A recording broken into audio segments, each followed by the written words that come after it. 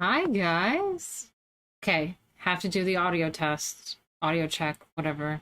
So let me know how it sounds. Do I sound all right? Hi, welcome back. All right.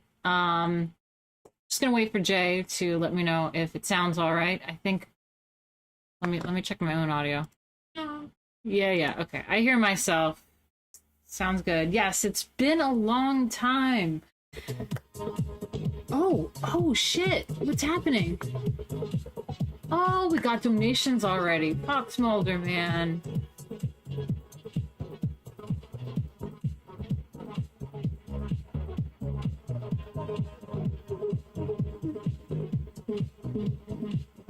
I'll just let that play out. I'm gonna let that play.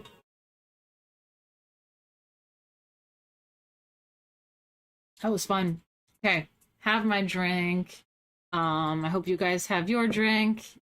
And I'm really nervous. I'm nervous. I haven't streamed in a while, and I know people are like wondering if I'm shadow banned, what happened to me. They haven't seen me in a while, but no. Oh, I didn't put my earrings on. I put my earrings on. It's the whole, it's the whole thing. See, I always fuck something up. Okay, got the earrings on. No. Okay. The fuck. Okay. Yeah, I'm a little nervous because I haven't streamed in a while. And as I'm getting ready and prepping, I'm just like, oh my God, I'm really nervous. It's not just like being live or something. It's like I have all these controls and things to do. It's like I'm flying a plane. It's like flying a jet. Oh, speaking of flying planes, like Sky King anniversary or whatever. Yeah. Happy Sky King Day. Yeah, so it's like I have all these controls, all these moving parts, and I'm just like, holy shit, like I used to really, was still boomer tech, but I used to be able to control all of it, and now I'm like, ah, well, so far I'm doing all right. It sounds in. I was even doing some last minute exporting. Let me get out of this Adobe actually. I got some Premiere. I was making some last minute commercials, nothing fancy, just throwing some things on there so that when I finish this beverage, I can take a pee break. You know what I mean? Always have to urinate. Okay, let me just check in with you guys before we get going. Okay, we have Robert Romano. Thank you so much for the $5. He says, welcome back, Martina.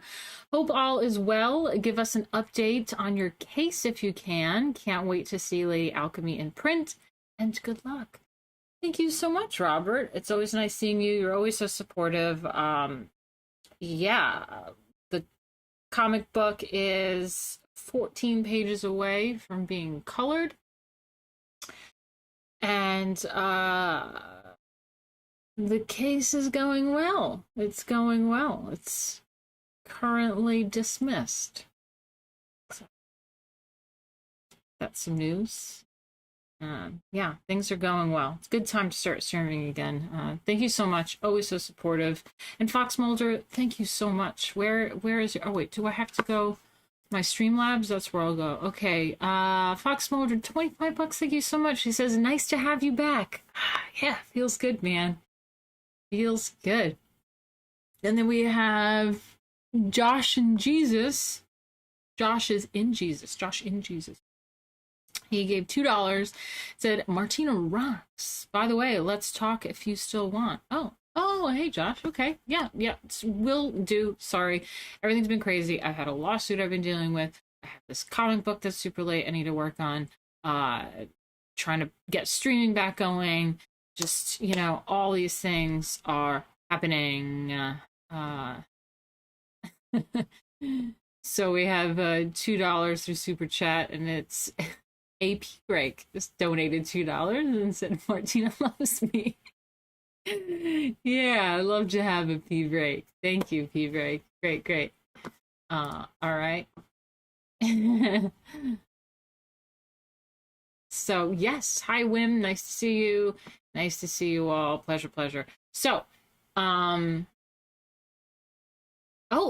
we have a new person in here. They said they're kind of new. It's their first stream. Well, welcome. We do art history. I'm just like babbling about because I haven't been on stream in like 4 or 5 months or something, so I'm like nervous. I need my drink. I'm trying to just get back into it. So I have a new setup going here. If you guys like my new pad, it's lovely. I did all the decorating myself. And what we go over on the stream, it's called Art Through the Ages. It's Gardner's Art Through the Ages. I have the actual book. Oh, God, it's heavy. If anyone has ever taken an art history class, they know how heavy and giant these art history books are. They are huge. Really nice coloring, you know what I mean? The green and the red, and good colors. So, yeah, I actually had this in the basement, and it is the book that we're going through. I don't know which edition, but it seems to have everything there. But luckily for you, I have a digital version of it that we go through. So flipping through an old book. But it is nice to see. It's nice to see an old-fashioned real book. This room doesn't really showcase it right now because all of the books are not in camera view, but it's really nice to just have mountains of books around and a lot of art history books. And you know what? Maybe when we finish up with Art Through the Ages, we can do some other books. Ooh, yeah, more donations. This is great. Congrats on the case and welcome back. You were missed. Aw, BMT Lines, thank you so much. BMT is, he's a photographer that actually has shot me like a decade ago. Yeah, like a decade ago, we did the Air Power Museum in Long Island, and he happened to randomly find me because even though I got canceled in the performing modeling community, he's one of us, guys. He's one of us. So it's interesting who sticks around. God, I have to fix these GIFs. It's too stretched out. Too wide. Wide GIFs. Not good. Oh, shit. Yes. Send Rhino? Is that what it is? $10. Thank you. Love it, love it. Said, glad to see you live streaming again. Thank you, Sun Rhino. Am I saying that right? Is it Reno or Rhino? I don't know how to say it.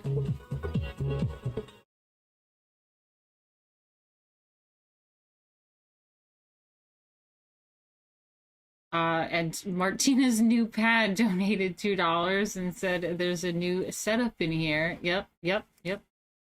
Thank you so much. So yeah, anyway, so the reason why I go over Gardner's art through the ages is because I just so happen to have the book. Actually, I found this recently, but it's the Prince art history book that Princeton uses or used for their art history classes. And when I started doing this, it was like a year and a half ago, I found out that Princeton was getting rid of this art history course because it was too focused on white Western culture. So I was like, well, they don't want, Princeton doesn't want to do it, we'll do it. Okay, we love white Western culture. It's great. But after we finish this book up, it would be really great because I have so many different art history books. It's not all art history like through the ages. It's just to various books on various artists or times or whatever. We got Rembrandt. What else do I have? Marcus Dobby has a giant book like this. He's a personal friend of mine, actually. We got mid-century. That'd be interesting. Mid-century stuff. Yeah, there's some art history books holding up a coral back here as well. So I'll have to dig around and see all the fun art history books. So anyway, let's get going, shall we? Let's get going on the content. So today we are going over, oop, not that. Oh, not on the right page. There we go. Today we are going over, oh, this camera. Today we're going over the Enlightenment and, I don't know how to say it. I was saying it, Neoclassicism. Classicism? And I just started to get like hung up on myself about how to say that word. So you know what I like to do, pronounce things. Oh God, why does it get so bright now on my computer screen? Neoclassicism. Classicism? Classism. I always said neoclassicism. Classic isms. So let's see how to pronounce that because I sometimes get really bogged up. Neoclassicism. Neoclassicism. See, it's that cism that messed me up. Cism. Neoclassicism. Neoclassicism. I was just doing neoclassicism. And I was like spelling it. I'm like, there's a lot of isms in there. Okay. Neoclassicism. Neoclassicism.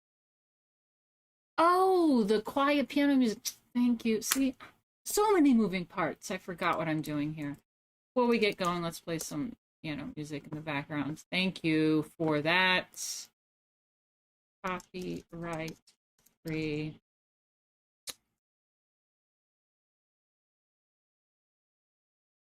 Where's my piano? Oh my God, where's the piano channel?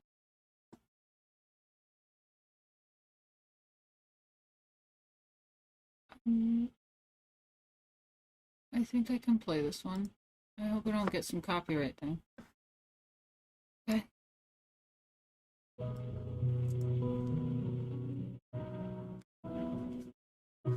Let me know if it gets too loud. Or, yeah. Let me know how that sounds.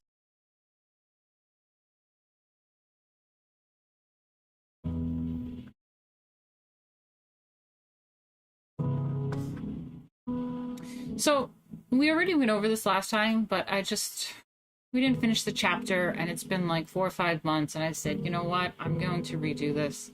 Let's go over this again. So we have the Enlightenment.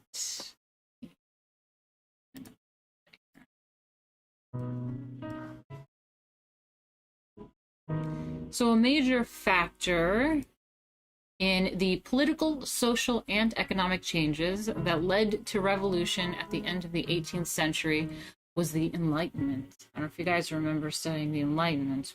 I do. Really, really amazing stuff. I mean, that's where we really, I think, started to like go into another direction as far as human beings and just like really up that stuff. Up that stuff. What are my words? You see, I'm like nervous. Like, what? So we really started to up that stuff. What the fuck am I saying?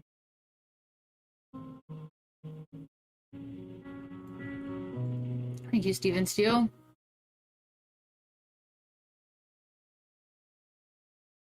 Okay, the piano music is stuttering. That's because I have some filters on the audio so you don't hear a lot of noise.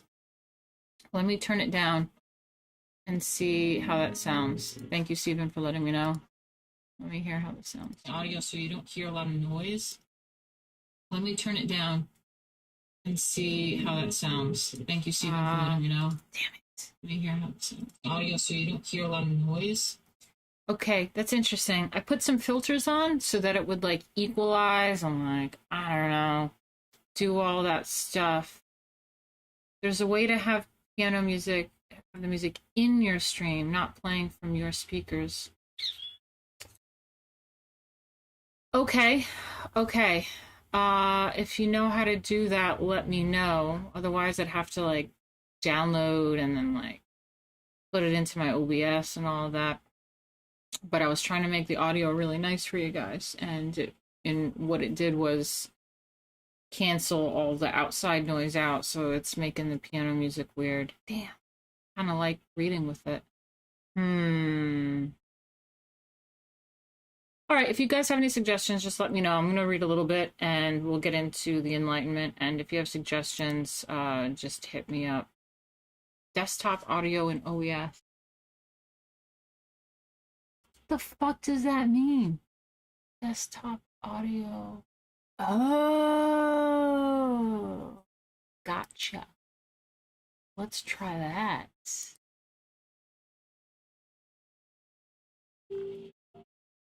But then it's coming from... Still don't understand because it's going to come from my speakers. Oh, let me just turn my speakers down. Let's see how that works. No, that's still desktop audio. Fuck, can't figure it out.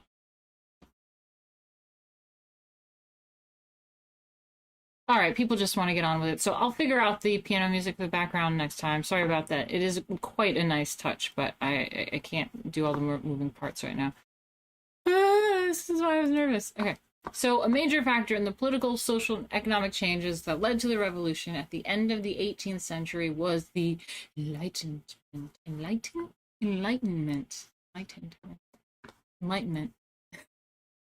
Enlightenment was a new way of thinking critically about the world and about humankind, independently of religion, myth, or tradition. It's a better way of saying it than how I said it. The basis of Enlightenment thought was empirical evidence. Enlightenment thinkers promoted the scientific questioning of all assertions and rejected unfounded beliefs about the nature of humankind and of the world. So yeah, I mean, I always like this whole Enlightenment time because that's, even though alchemy is a tradition and that it's not a religion, but it's a tradition and it has a lot of mysticism in it. I did study math and I don't know, something about, I mean, the scientific method, this whole empirical way of evidence and all that stuff actually comes from alchemy. They were doing experiments, and there would be no natural sciences without alchemy. So I don't know. It always made me excited about that. Yeah, there we go. We'll get into Newton and shit. He's you know,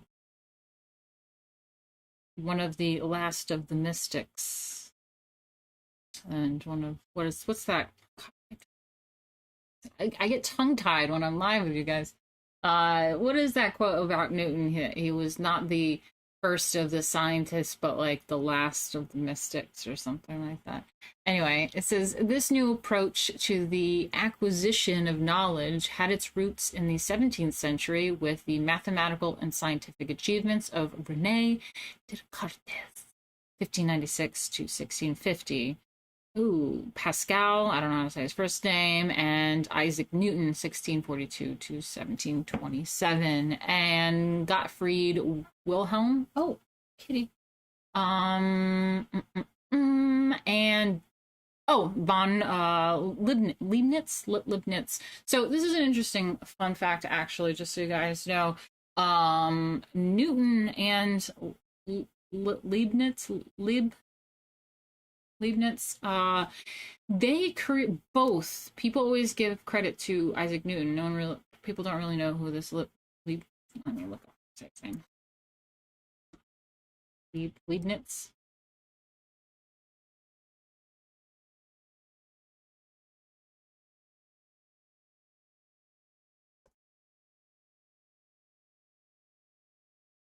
Looks like Leibniz. Oop. Leibniz. Leibniz. Okay. Ooh. Okay, I'll turn that off.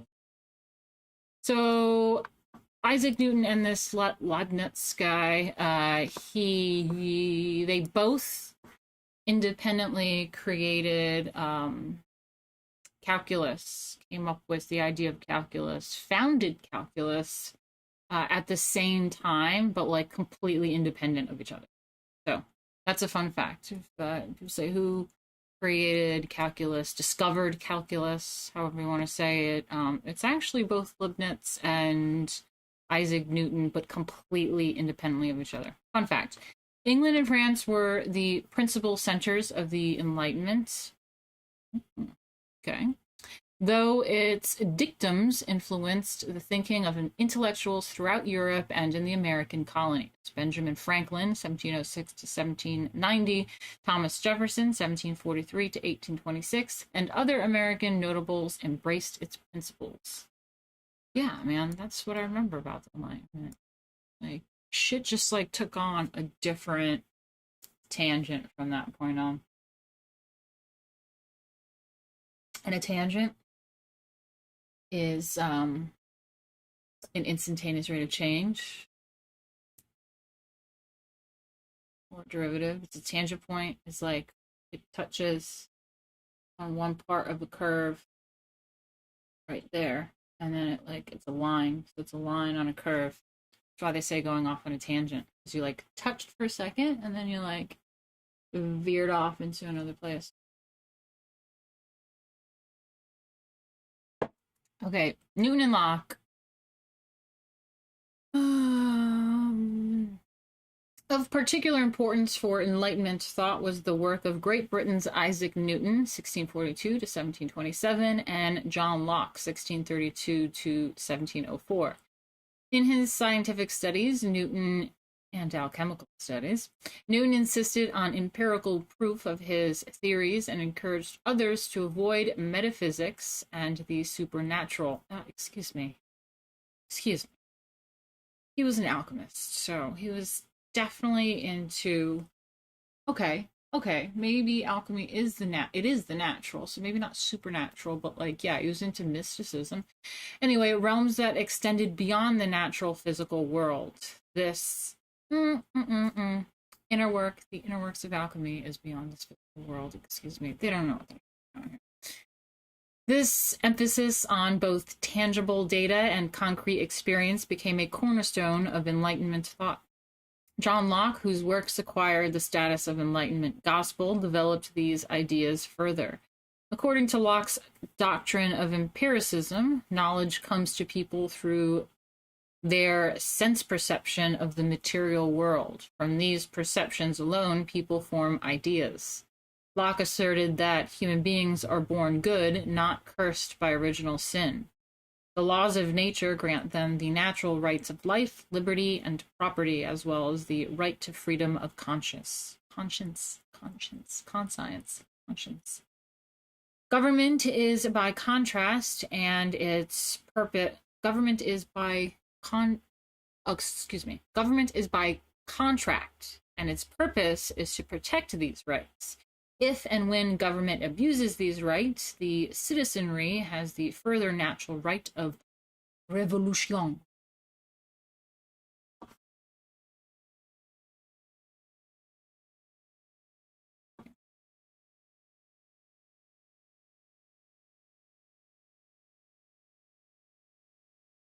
That's right, Dan. Thank you for that comment. When you start to explore the spaces between 0 and 1, you need to begin entertaining the metaphysical.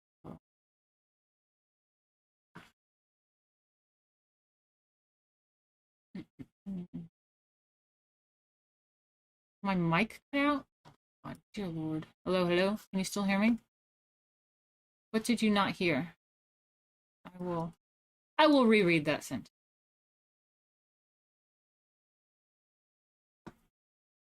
Okay, it's fine.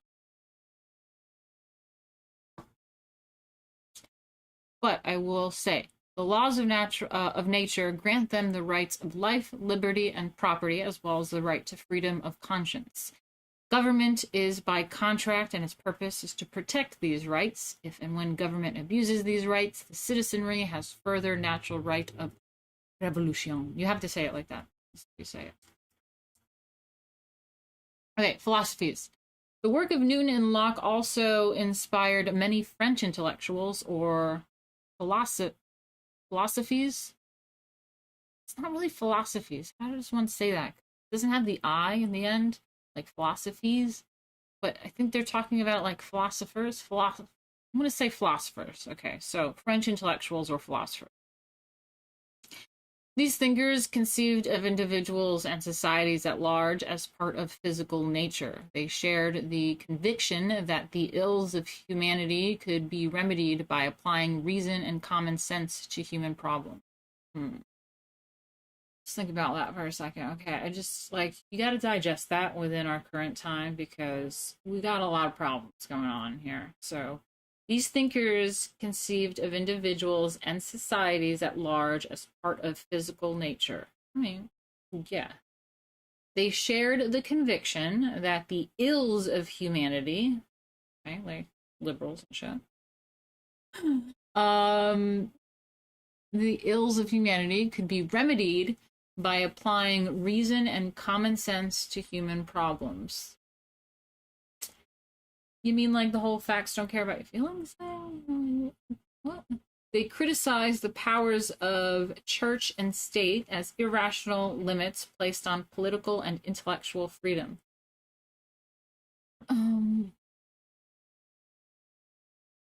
Okay, someone's explaining how I say it. Thank you so much. It's philosophs. Yeah, I have no idea.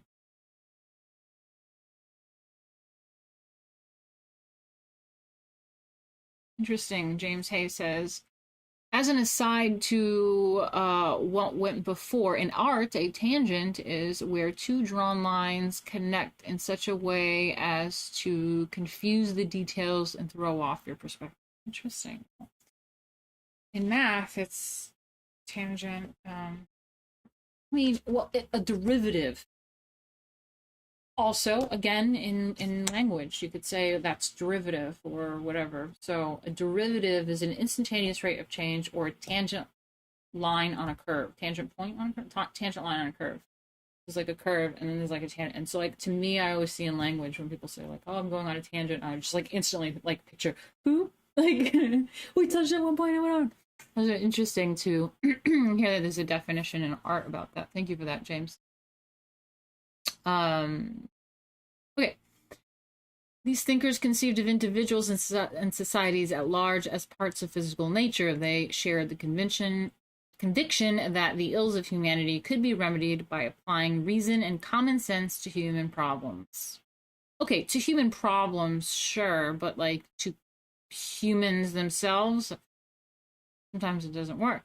They criticize the powers of church and state as irrational limits placed on political and intellectual freedom. They believed that the accumulation and propagation of knowledge, humanity, and could advance by degrees to a happier state than it had ever known. Okay, they believe that the accumulation and propagation of knowledge, by the accumulation of knowledge, humanity could advance. Yeah, okay, well, for there, I get it. And this is something that I've been saying for years as well. I think both left and right now, currently in our world today, is becoming really dumbed down. Everything is really, really dumbed down. It's like headlines, it's clickbait articles, it's Twitter posts, limited words, limited basic kind of ideas. There isn't much, there aren't many people focusing on knowledge in general. And I always believe that to be a fairly conservative thing. I mean, it doesn't have to be, but in like the 2000s, 2010s, I just always thought like being astute, being knowledgeable, being well-rounded was a good thing and a conservative thing, and that is what would make humanity culture better. So that's what we're doing here. I'm all about, you know what, we're not going to talk about drama. We're not going to talk about whatever is going on with what Eslab or whatever. If we could all focus on like learning a little bit every day, you know, getting into a book. It's very difficult to read nowadays because it's just the attention spans are so short. Getting into really deeper concepts is a bit difficult nowadays. I feel like when I was younger, I used to get into really deep thoughts and deep literature, not literature as like fiction, but just like alchemical literature, like philosophy and stuff like that. So I think it's really important for our culture if we want to advance and become like better and like, you know, overpower the left or whatever it is you want. I think us and our children need to be educated, not like normal school. You get what I'm saying? Okay, so they criticized, they believed that with knowledge, humanity could advance by degrees to a happier state than it had ever known. This conviction matured into the doctrine of progress and its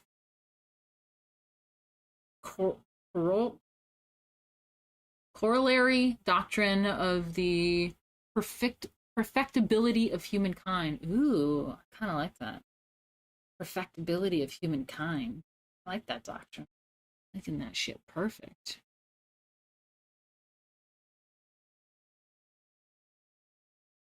I like it. I like it. Okay.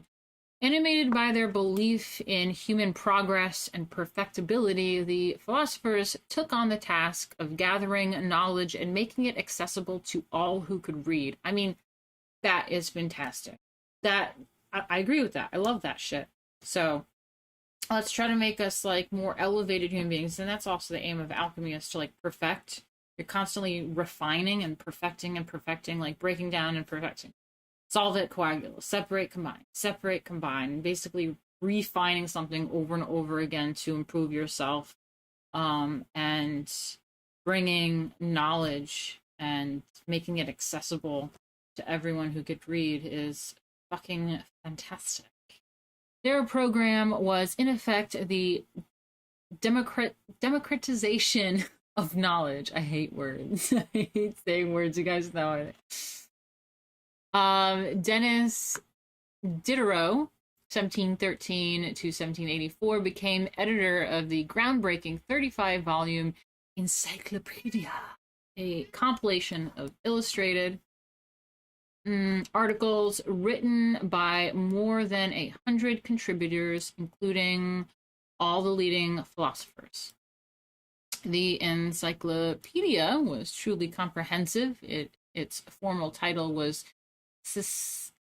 Systematic Dictionary of the Sciences, Arts, and Crafts. Ooh, I love science, arts, and crafts.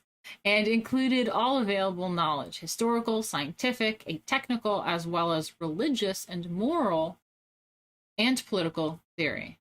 That sounds so fucking awesome. That sounds great. Got history. I think, let me just let the kitty out. Hold on a second. Okay, here, go. Here, go, cat, go.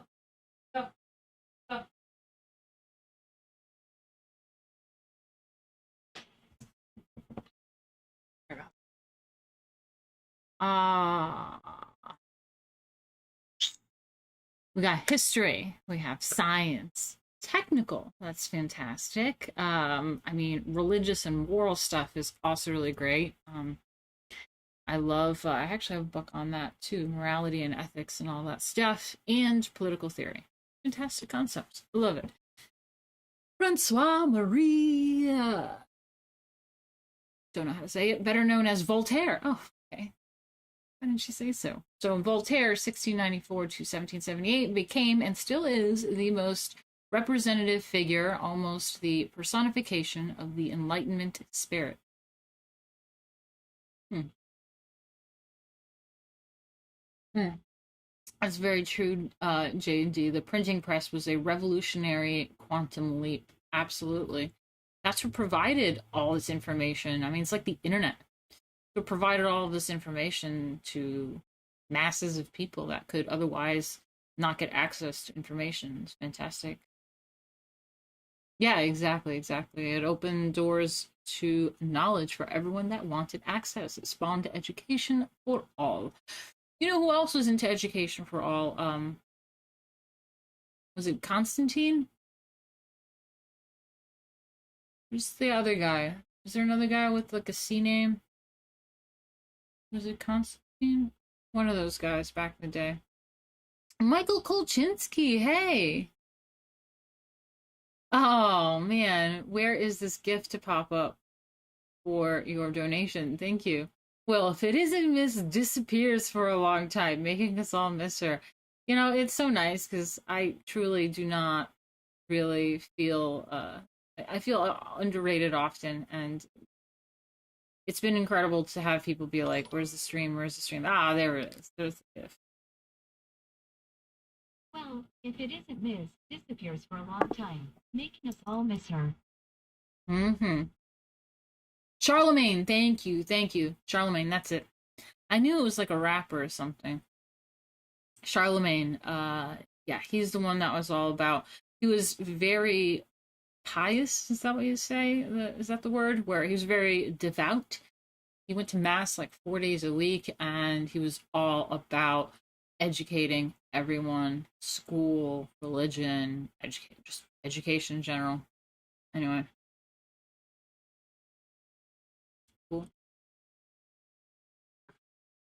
So we got Voltaire, who was the spirit personification of the Enlightenment spirit. Voltaire was instrumental in introducing Newton and Locke to the French intelligentsia. Voltaire hated and attacked through his writings the arbitrary, despotic rule of kings, the selfish privileges of the nobility and the church, religious intolerance, and above all, the injustice of the ancien regime, the old order. He converted a whole generation to the conviction that fundamental changes were necessary. This conviction paved the way for the French Revolution, as well as the American Revolution. Euler, yes, great. Said, I was going to say, it's not a mathematician, right? Because therefore God exists. Ha ha ha. A plus B to the nth power divided by n equals x. Thank you for that. Yeah. Gauss and Euler. Thank you, Eduardo, for that. Most brilliant mathematicians. They were profound religious um, and conservative, even to their time and standard. Yeah, see, that's something that I didn't understand either when I studied math. I was a math major. I was going to be a math teacher. I tutored a bit of math, taught a little bit.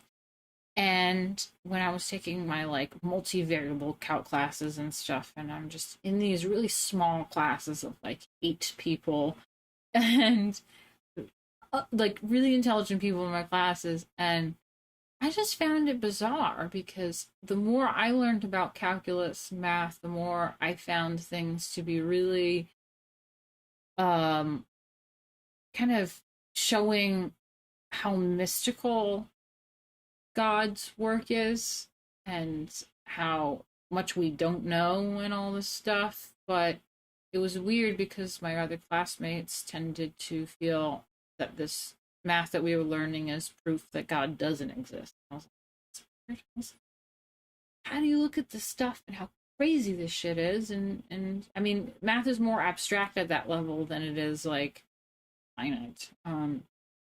So, like, you see this like crazy abstraction in the math, and it's really crazy, and you're just like, holy shit, the like, you know, the dimensions to the nth degree, or like all these different matrices, and you're just like, oh my god, there's way more to everything can be represented graphically that is algebraic. Then what about all these crazy dimensions and like what's going on in this world? And it was just like, how are you like not seeing how mystical this shit is? This shit's crazy. Um, yeah, exactly. There's an underlining code. Thank you, Kiki. All right. Joseph Wright. The Enlightenment's emphasis on scientific investigation and technological invention opened up new possibilities for human understanding of the world and for control of its material forces. Research into the phenomena of electricity and combustion, along with the discovery of oxygen and the power of steam, had enormous consequences. Steam power, as an adjunct to or replacement for human labor, marked a new era in world history, beginning with the Industrial Revolution. Dun, dun, dun. Most scholars mark the start of the Industrial Revolution with the invention of steam engines in England for industrial production, and later their use for transportation in the 1740s.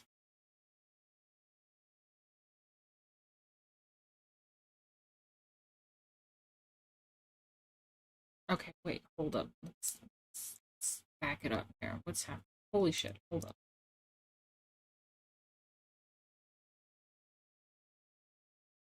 Okay. All right. There we go.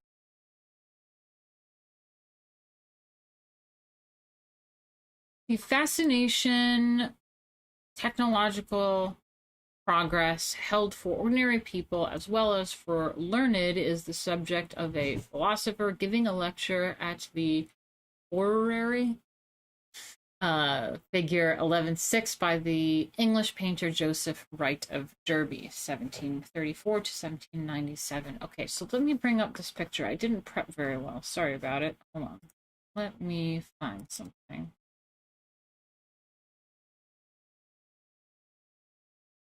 Yeah, exactly, JD. He said, I get the impression that most impactful scientists in history were very religious and were trying to understand God's creation.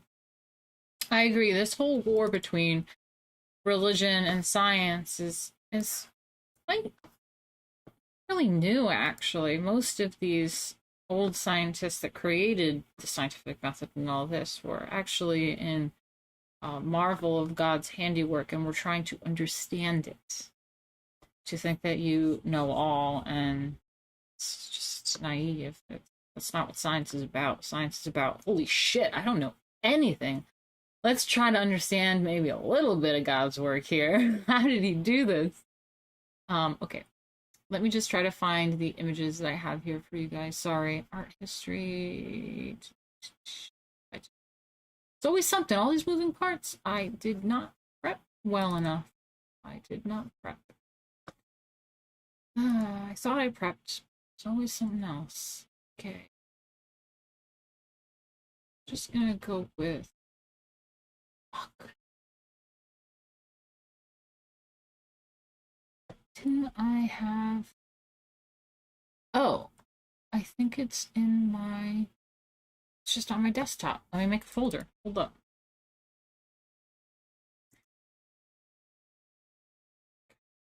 It's on my desktop. Give me a second. Sorry, guys.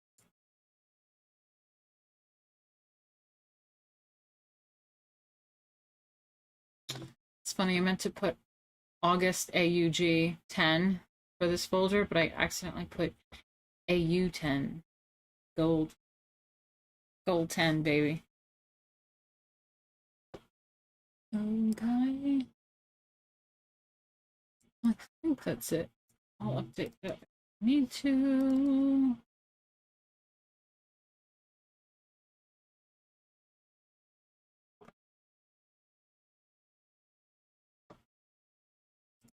Sorry. Picture.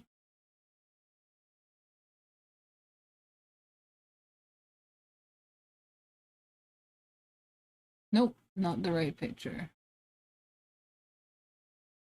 Screenshot. That's it. Let me fix the sizing of this for you guys. Hold up.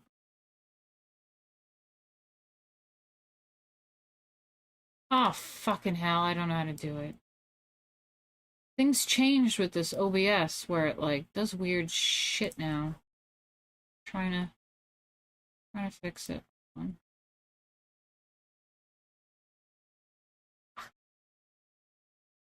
might have to just cover my own face. Just understand why it's happening. Ah. Getting there.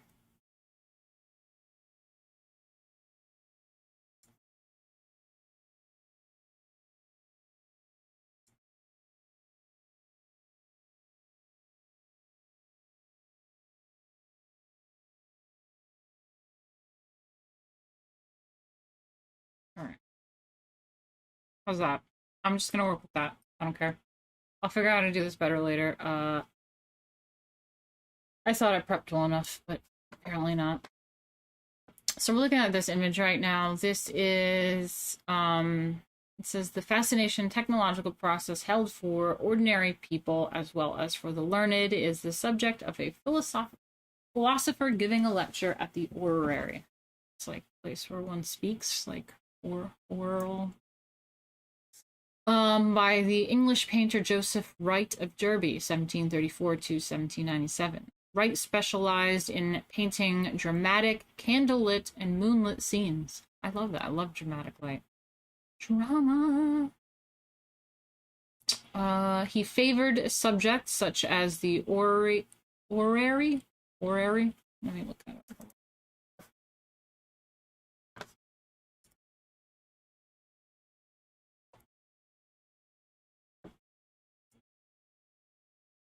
Orrery.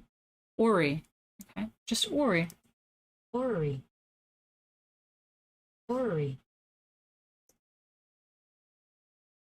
Orrery. Orrery. Okay, that's what it is. Orrery. I would say orrery. He favored subjects such as the orrery demonstration, which could be illuminated by a single light from within the picture. In the painting, a scholar demonstrates a mechanical model of the solar system called an orrery. Oh, I thought it was somewhere where someone speaks, like oratory type thing. Okay, orrery. It's a mechanical model of the solar system in which each planet, represented by a metal orb, revolves around the sun, a lamp. Ah, that's that singular light. Nice. At the correct relative velocity. Okay, so it's a planet represented by a metal orb, revolves around the sun, which is a lamp, at the correct relative velocity. Cool. Light from the lamp pours forth from in front of the boy silhouetted in the foreground to create dramatic light and shadows that heighten the drama of the scene. Odd children, not odd, but like they're in awe. Odd children crowd close to the tiny orbs that represent the planets within the arcing bands that symbolize their orbits. An earnest listener makes notes while the lone woman seated at the left and the two gentlemen at the right look on with rapt attention. The wonders of scientific knowledge mesmerize everyone in the painting. Wright elevated the theories and inventions of the Industrial Revolution to the plane of history making. Cool. Cool. Damn it, do I now have to switch this thing again?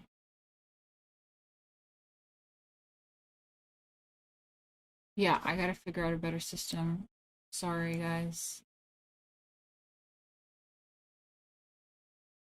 I thought I had it all sorted, but I didn't.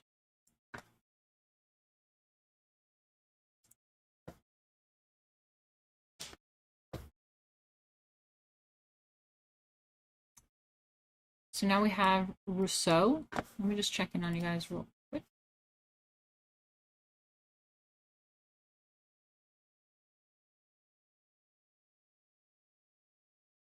Hayek wrote a book on economic principles, but it also applies to this. It's called The Fatal Conceit, in which he explains how smugness dooms many of the "I'm smart, I know better than you" crowd. Ah, interesting. Thank you so much, JD. See, this is why I love you guys. Like, people that come into my streams, they're not just like a bunch of fucking trolls. Um, it's really, you guys always have interesting things to contribute. You guys were wondering how to spell orrery. It's Orrery. That's why I was saying orrery.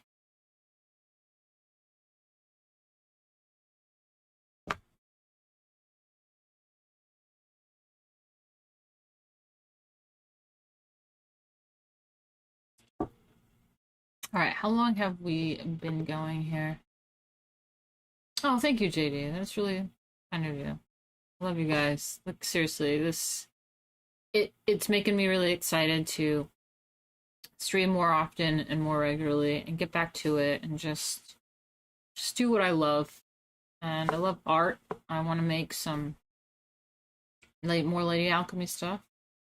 I'm working on some performances and shoots, so I'm excited about that. I think you guys will really like what I'm coming up with. Really cool, but it's top secret, and gotta get buzzed, Greg. I'm a little buzzed. But yeah. I might actually take that bathroom break soon because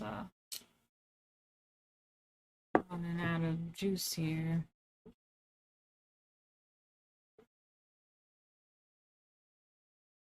Thanks, guys. Really love you guys.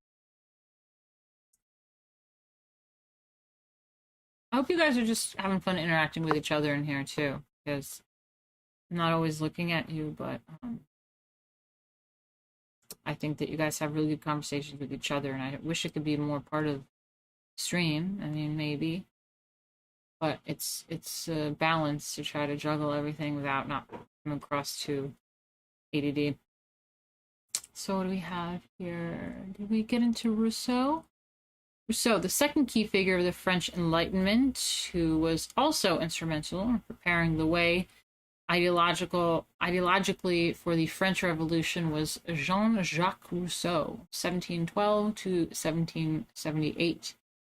Voltaire believed the salvation of humanity was in the advancement of science and in the rational improvement of society. I want to close it a little more.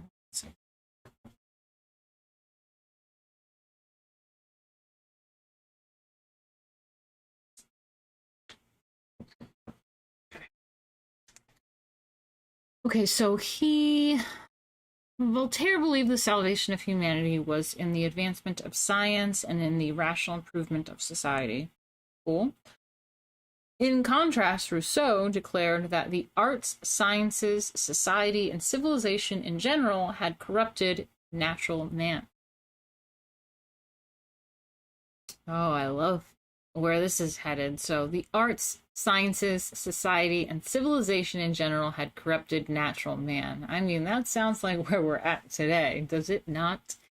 According to Rousseau, man by nature is good. He is depraved and perverted by society. I could see how that happens. Yeah, I could see that.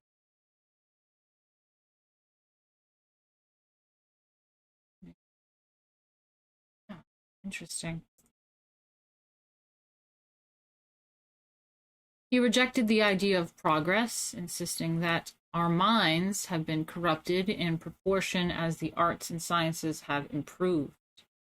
Rousseau's elevation of feelings above reason as the most natural human expression led him to exalt as the ideal the peasant's simple life with its honest and sullied emotions. Okay. So then we have Chardin. Am I saying that correctly? Rousseau's influential views caused both artists and the public to turn away from the Rococo sensibility in art in favor of the natural as opposed to the artificial and frivolous. Yeah, so in the chapter before we went over Rococo, and it was like, I mean, I love it. It's the really opulent and ornate, detail, like gold, lush, lush, lush, very frivolous. So then there was this idea of, I guess, like trying to go back and try and like, oh, let's break away from that and be into the natural. So Jean-Baptiste Simeon Chardin, 1699 to 1779, painted quite quiet scenes of domestic life, which offered the opportunity to praise the simple goodness of ordinary people, especially mothers and young children, who in spirit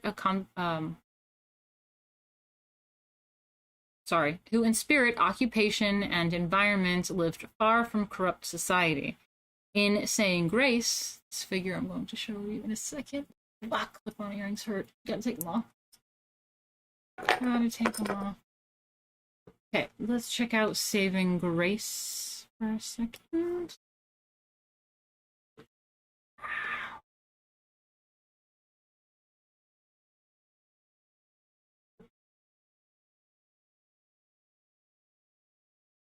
Let's see, is there a way I can view this differently?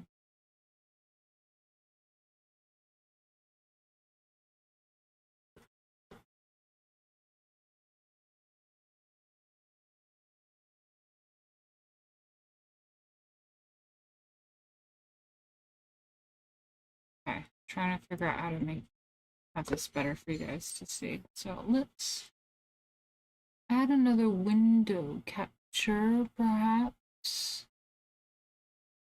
Window capture.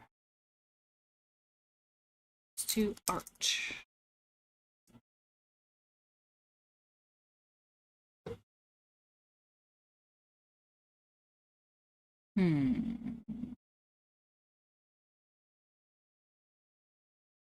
Nope, not that. Oh, Lord. Which one do I pick? Google Chrome, no.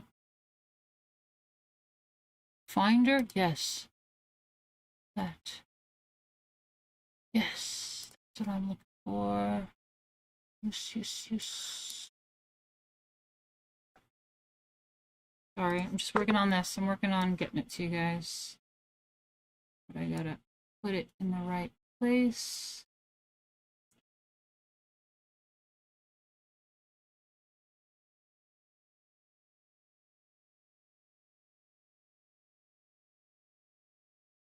What the how do I option, right? Option. There we go.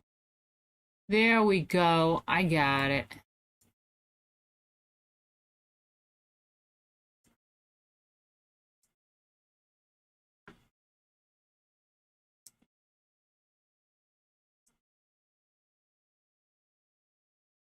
Cool. Here we go.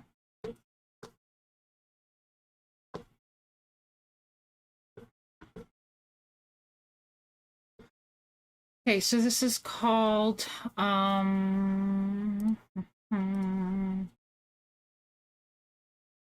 Saying Grace.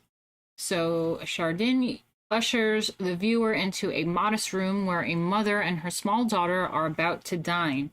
The mood of quiet attention is at one with the hushed lighting and mellow color with the closely studied still life accessories whose worn surfaces tell their own humble domestic history. The viewer witnesses a moment of social instruction when mother and older sister supervise the younger sister in the simple, pious ritual of giving thanks to God before a meal. The simplicity of the composition reinforced the subdued charm of this scene with the three figures highlighted against the dark background. Chardin was the poet of the commonplace and the master of its nuances. A gentle sentiment prevails in this picture, an emotion not contrived and artificial, but born of the painter's honesty, insight, and sympathy. Chardin's painting had wide appeal, even in unexpected places. Louis the 15th, XB, the royal personification of the Rococo in his life and taste, once owned Saying Grace. Wow, that's interesting. Yeah, it's definitely one of the Louis. I thought it was 14th or some shit, but the 15th apparently. It's what I imagined when they were talking about Rococo and the really opulent style. So it's interesting that he even owned this. Hmm. Cool.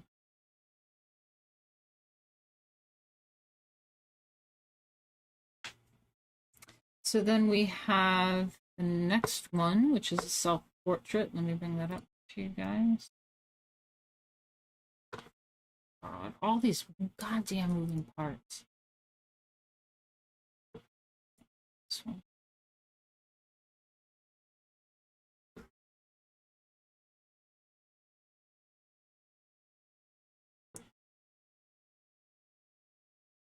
Just trying to fix this a bit more. Hold on.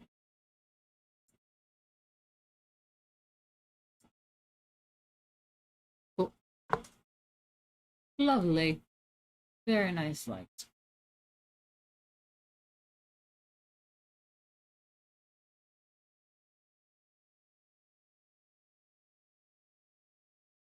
Oh, so many goddamn things on here. Trying to figure out what's what. No, give me the book. Oh, Barb Rogers, thank you so much for the 10. Is that Canadian dollars? Oh, nice. Okay, thank you so much. Hey, Pablo, nice to see you. Okay. Hi, George. Nice to see you in here. Hello, hello. Hi, everybody. So, what do we have here? Yeah, okay. So then we move on to this self-portrait of Elizabeth Louise the G. Lebrun, 1755 to 1842. The G. Lebrun. She is another variation of the naturalistic impulse in this 18th century French art. The artist pauses in her work to look directly at the viewer and return their gaze. Although her mood is lighthearted and her costumes details echo the serpentine curve Rococo artists and wealthy patrons loved nothing about Vigée Lebrun's pose or her mood speaks of Rococo frivolity. Hers is the self-confident stance of a woman whose art has won her an independent role in society. She portrayed herself in a close-up, intimate view at work on one of the portraits that won her renown, that of Queen Marie Antoinette, 1755 to 1793. Like many of her contemporaries, Vigée Lebrun lived a life of extraordinary personal and economic independence, working for the nobility throughout Europe. She was famous for the force and grace of her portraits, especially those of high-born ladies and royalty. She was, this all sounds very feminist, and they're blaming modern women for feminism, but it's kind of been around for a while. She was successful during the age of the late monarchy in France and was one of the few women admitted into the Royal Academy of Painting and Sculpture. After the French Revolution, however, the Academy rescinded her membership because women were no longer welcome, but she enjoyed continued success owing to her talent, wit, and ability to forge connections with those in power in the post-revolutionary period. It's all about who you know. You know what I mean? All about who you know. Pablo would do her. She's cute. She's cute.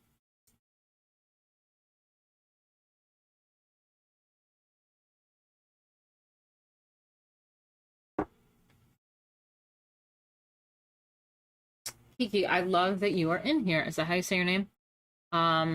They said, I watched a 3-hour BBC documentary on the classical neutral shades in the background of the painting like this. Background of paintings like this. Yeah, it's really beautiful. I love it.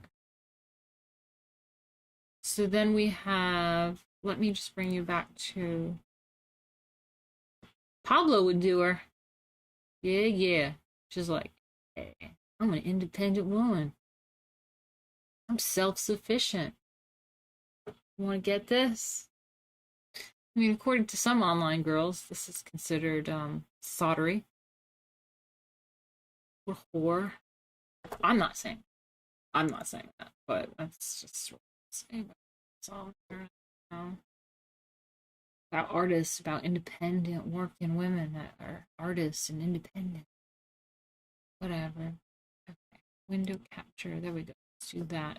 Follow me here. Follow me here. Hogarth. Across the Channel, a truly English style of painting emerged with William Hogarth, 1697 to 1764, who satirized the lifestyle of the newly prosperous middle class with comic zest. Traditionally, the British imported painters from the continent, Holbein, Rubens, and Van Dyck among them. Yeah, so they imported painters from the yeah, no. So wait, Van Dyck, isn't that Dutch and all that stuff? Yeah, from the continent. Hogarth waged a lively campaign throughout his career against the English feeling of dependence on and inferiority to these artists. Although Hogarth would have been the last to admit it, his painting owed much to the work of his contemporaries in France, the Rococo artists. Yet his subject matter, frequently moral in tone, was distinctively English. How English? It was the great age of English satirical writing, and Hogarth saw himself as translating satire into the visual arts. Okay, well, let's see it. Let's see his satirical painting, shall we?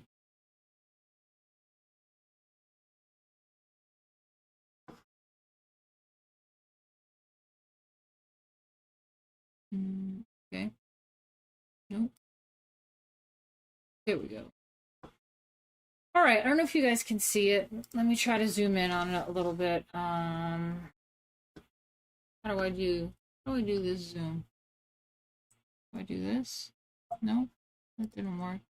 Fuck, what did I do? How do I zoom in on this shit?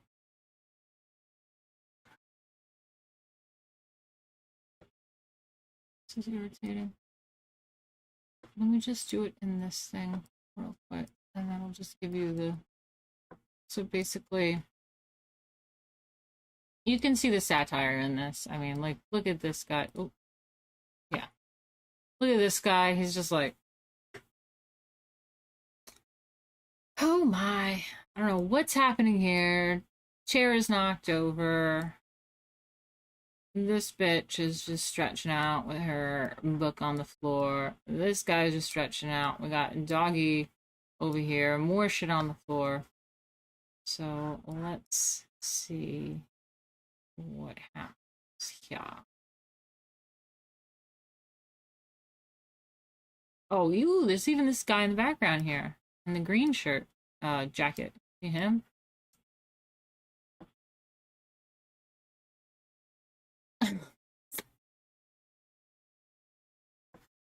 I just can't. Oh my god, no, you can't see what I'm looking at. God damn it.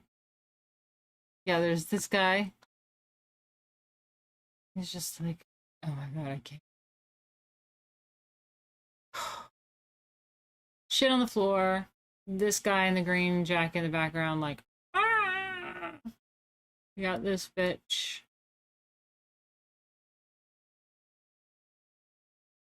Oh my god, it's freezing.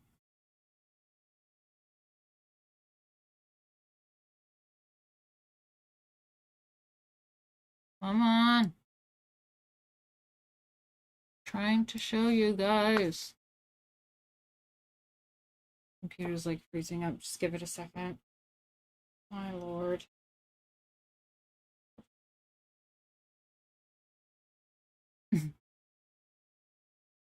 Looks like a hangover is brewing. That look on his face.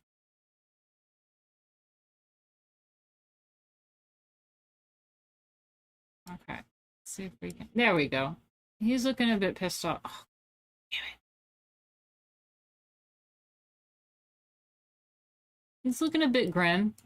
A bit like, what the hell? Doggo's over here causing trouble. But yeah, he's chilling. She's, I don't know, reclining back there. Shit's all over the floor around here. This guy's freaking out in the back, and so is this guy. He's like, so let's read about it. I'll let you just view the picture as I read about it.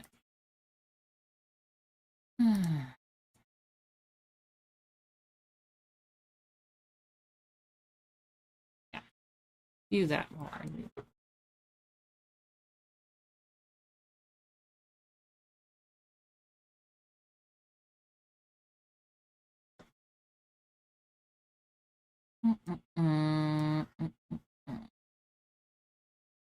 I'm slowing down this computer, god damn it. Okay, so this is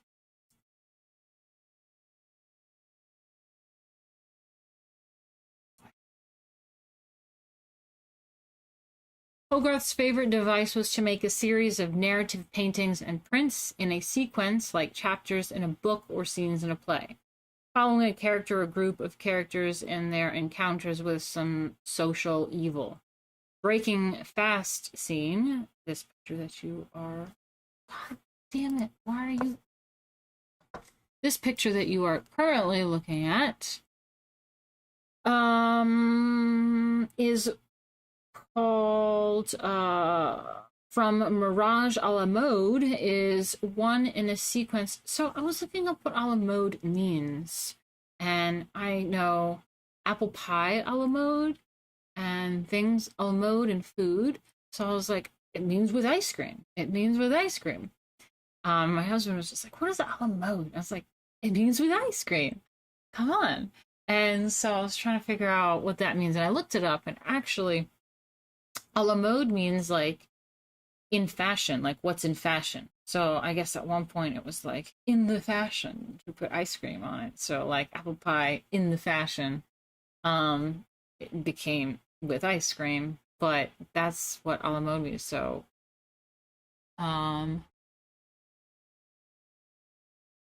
so is this, hold on a second.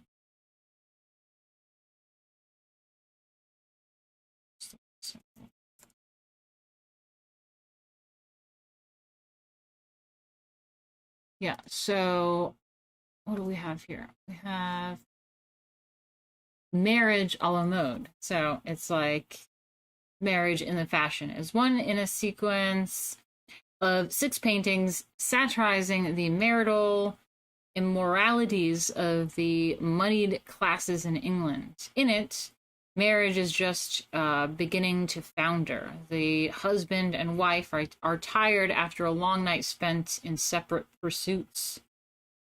Ooh. While the wife stayed at home for an evening of cards and music making, her young husband had been away from the house for a night of suspicious business. Dun, dun, dun.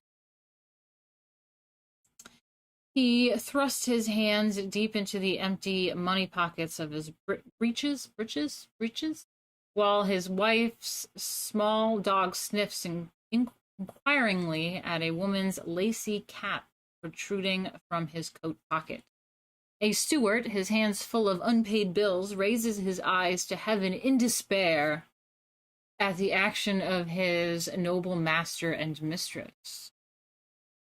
What a male slattern, exactly. I mean, when they talk about being crap. The house is palatial, but Hogarth filled it with witty clues to the dubious taste of its occupants. For example, the row of pious religious paintings on the upper wall and of the distant room concludes with a certain shielded work that undoubtedly depicts an erotic subject. According to the custom of the day, ladies could not view this discreetly hidden painting, but at the pull of a cord, the master and his male guests could gaze at the cavorting figures. Well, that's interesting. The women can't see it, but when the men and his buddies come over, they pull a cord, and curtain opens and it's like, check this painting out. It's made by Pablo Romero. Crazy degeneracy out here.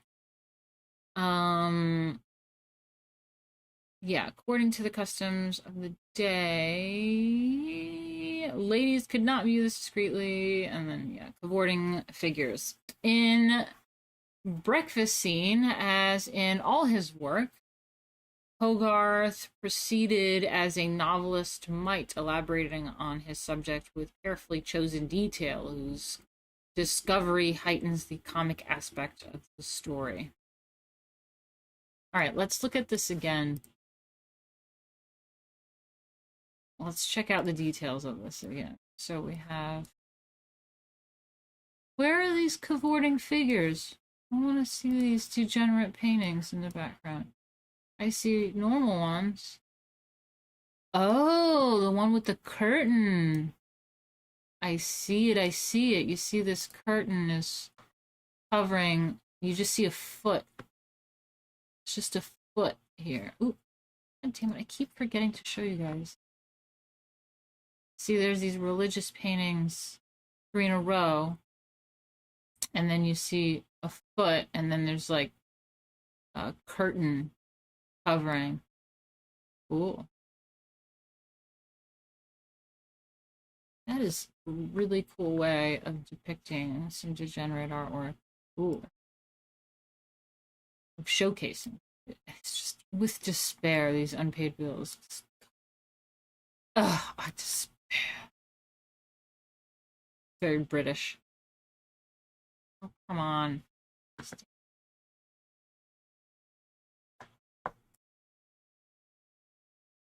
That was porn. Did she say feet?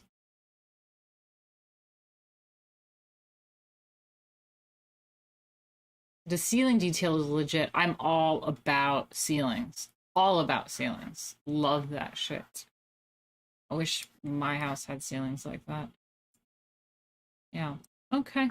So, it didn't look like he had that much of a fun time out there. I mean, she was chilling, playing cards. Cool. Let's see what else we have.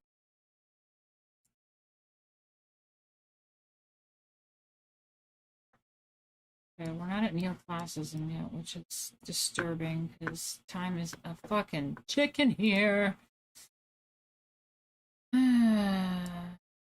Female internet user. Hey, what's up, girl? Thank you for the donation. She said, so happy for a new art stream. Hey, I didn't know you used to watch my old ones. Cool. All right, let's see the next painting because they're going right into it.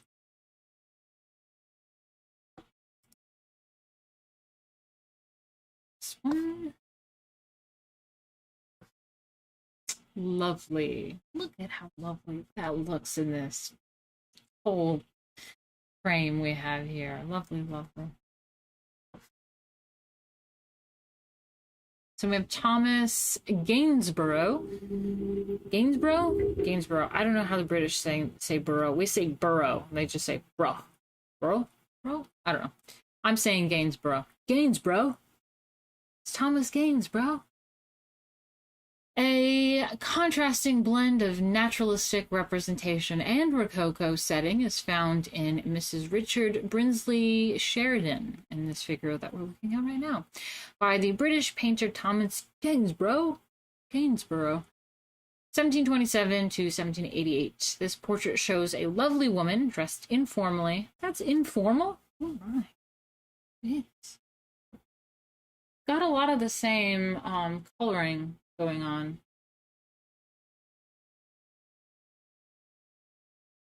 Same color palette we have.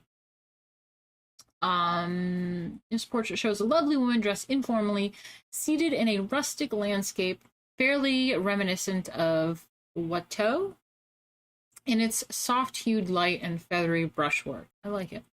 Gainsborough intended to match the natural, unspoiled beauty of the landscape with that of his sister, Mrs. Sheridan's dark brown hair flows freely in the slight wind, and her clear English complexion, and I said English complexion, white, and air of ingenuous sweetness contrast sharply with the pert sophistication continental Rococo artist portrayed. Gainsborough originally had planned to give the picture a more pastoral air by adding several sheep, but he did not live long enough to paint them in. Damn, didn't live long enough to paint the sheep in. Even without this element, the painting clearly expresses the artist's deep interest in the landscape setting. Although he won greater fame in his time for his portraits, he began as a landscape painter and always preferred painting scenes of nature to the depiction of human likeness. The portrait of Miss Sheridan is representative of what became known as Grand Manor Portraiture, and Gainsborough is one of the leading practitioners of this genre. Although clearly depicting individualized people, Grand Manor Portraiture also elevated the sitter by conveying refinement and elegance. Painters communicated a person's grace and class through certain standardized conventions, such as the large scale of the figures relative to the canvas, the controlled poses, the landscape setting, and the low horizon line. I love all of those things. So when I do photography, this is the kind of photography that I try to like emulate. It's very painterly. I love the contrived poses. I love portraiture, and I love having the right horizon line and the setting. Everything. I love everything about this. Thus, despite the naturalism central to Gainsborough's portraits, he tempered it with a degree of artifice. This combination of aristocratic Rococo sophistication with rustic naturalism is an example of the hybrid nature of much 18th century art. Loves it. Love it, love it.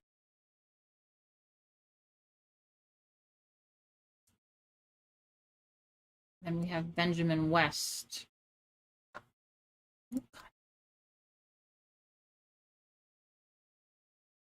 West. Let's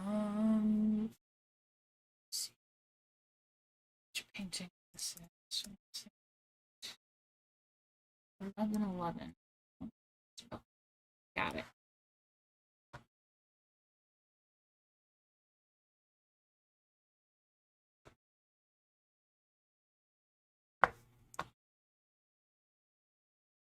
Next we have this one. So we will look up in closer detail after I read a little bit. But some American artists also became well known in England. Benjamin West, 1738 to 1820, born in Pennsylvania on what was then the colonial frontier, traveled to Europe early in life to study art, and then went to England, where he met with almost immediate success. A co-founder of the Royal Academy of Arts, West became official painter to King George III, 1760 to 1801, and retained that position during the strained period of the American Revolution. Wow, that's crazy. So he's an American guy who went to England when it was colonial times, became the official painter to the king, but then there was like this whole American Revolution. That must have been fucking awkward.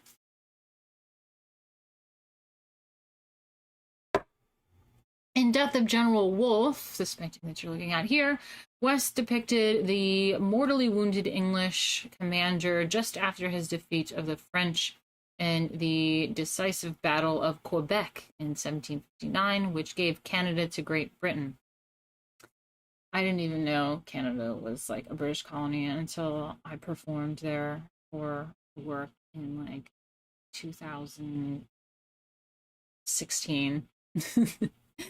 And I went there and I had a stipend and I was like looking at the money they gave me. I was like, why the fuck is there queen on this money? I had no idea. In portraying a recent historical subject, he put his characters in contemporary costume, although the military uniforms are not completely accurate in all details. However, West blended this realism of detail with the grand tradition of history, painting by arranging his figures in a complex, theatrically ordered composition. His modern hero dies among grieving officers in the field of victorious battle in a way that suggests the death of a great saint. West wanted to present his hero's death in the service of the state as martyrdom charged with religious emotions. His innovative combination of the conventions of traditional heroic painting with a look of modern realism was so effective that it won viewers' hearts and in his own day, and continued to influence history painting well into the 19th century. Cool. Give it a little closer look for a second.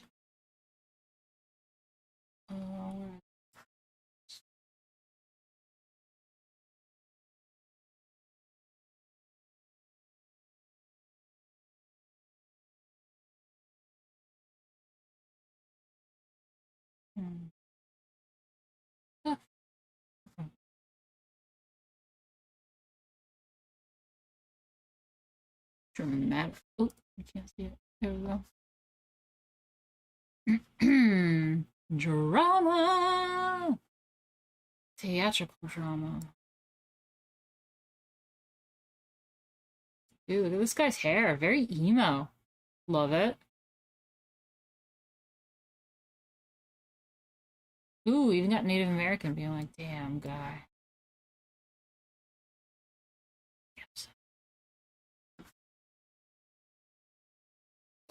Canadian natives. Okay, so... Oh, did we finish reading it?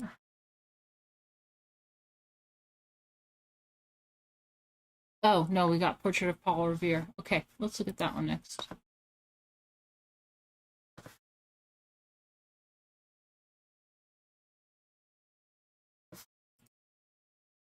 I don't know why this Portrait of Paul Revere cracks me up, but it does.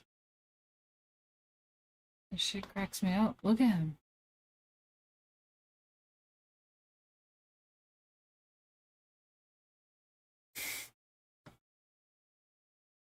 I love it. Paul Revere looked like Bob Hope.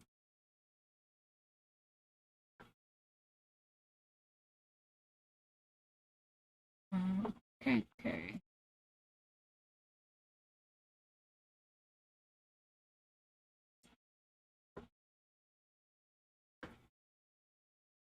John Singleton Copley. American artist John Singleton Copley, 1738 to 1815, matured as a painter in the Massachusetts Bay Colony. Like West, Copley later emigrated to England, where he absorbed the fashionable English portrait style. But unlike grand Manor portraiture, Copley's portrait of Paul Revere, painted before Copley left Boston, conveys a sense of directness and faithfulness to visual fact that marked the taste for honest and plainness many visitors to America noticed during the 18th and 19th centuries. When Copley painted his portrait, Revere was not yet the familiar hero of the American Revolution. In the picture, he is working at his everyday profession of silversmithing. Oh, I didn't know that.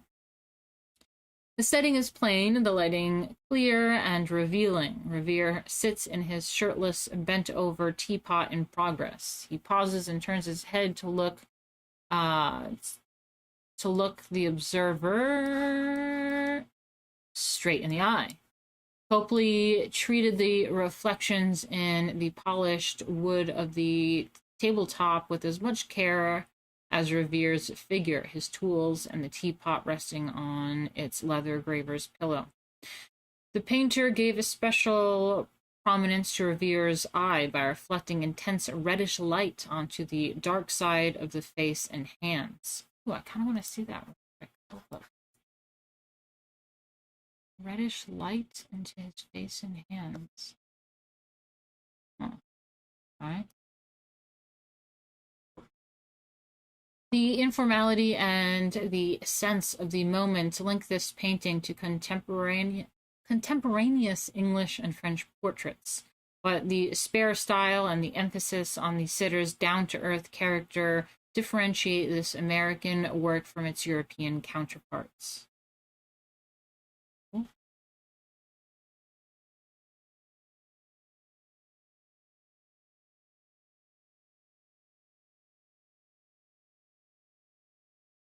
Cool. Now let's look at me. Oop. Let's just jump into the book where I'm at here with me a little bit, and we're getting into it says the Grand Tour. No, this isn't that. What, the Grand Tour? Isn't that British? It's the new show for those British like car guys. They like the old men that do the car stuff. Grand Tour is the new thing. Anyway, the 18th century public also sought naturalness in artists' depictions of landscapes. Documentation of particular places became popular in part due to growing travel opportunities and expanding colonialism. These depictions of geographic settings also served as needs of the many scientific expeditions mounted during the century and satisfied the desires of genteel tourists for mementos of their journeys. Tchotchkes? By this time, a grand tour of the major sites of Europe was an essential part of every well-bred person's education. Ooh. Naturally, those on tour wished to return with items that would help them remember their experiences and impress those at home with the wonders they had seen. Very interesting. So, I mean, that's why traveling became like this prestigious thing. Collecting tchotchkes, bringing it home. Look at me, souvenir shop. Let me just share the picture with you guys.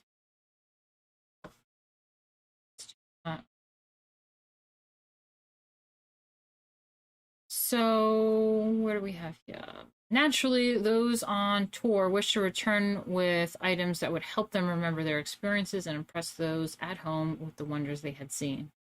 The English were especially eager collectors of pictorial souvenirs. Many artists in Venice specialized in painting the most characteristic scenes or vedute views of that city to sell to British visitors. Chief among the Venetian painters was Antonio Cantaletto, 1697 to 1768, whose works, for example, Riva degli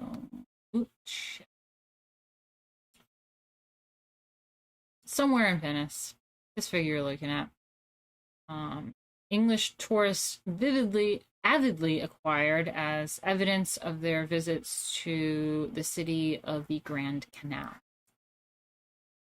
So this is the Grand Tour and Vetuta painting. Although travel throughout Europe was commonplace in the 18th century, Italy became a particularly popular destination. This pilgrimage of the wealthy from France, England, Germany, and the United States, and elsewhere came to be known as the Grand Tour. The Grand Tour was not simply leisure travel. The education available in Italy to the inquisitive mind made the trip an indispensable experience for anyone who wished to make a mark in society. See, that's fascinating too. That's not something that we kind of idolize anymore. I mean, sure, there's like the tourist bullshit stuff, but it's the whole concept of education and like this grand tour. I love it. I love it. And also reminds me why they named that car show for now. The British. The Enlightenment had made knowledge of ancient Rome and Greece imperative, and a steady stream of visitors traveled to Italy in the late 18th and early 19th centuries. These tourists aimed to increase their knowledge of literature, the visual arts, architecture, theater, music, history, customs, and folklore. I mean, that is what I'm talking about. We should be focused on education, not just bitching about the left, not just gossip about what's going on YouTube or e-celebs, but just really advancing our understanding of culture. And what I mean by that is the importance of art, architecture, history, all these things, folklore, customs, music, theater, visual arts, literature. Given this extensive agenda, it is not surprising that a grand tour could take a number of years to complete, and most travelers followed an established itinerary. So cool. The British were the most avid travelers, and they conceived the initial tour code, including important destinations. Scared me. Scared me, fuck Google, too. Thank you.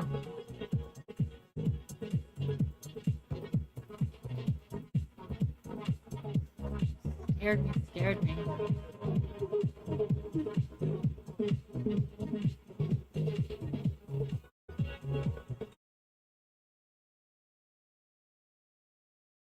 Top Gear. Thank you, Matthias. That's what I was talking about. Top Gear. Yeah, they have the Grand Tour at Top Gear.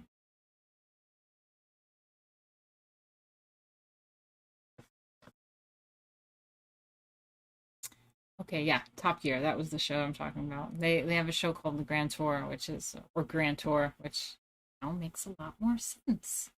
Very interesting, very clever, very intelligent name. Okay.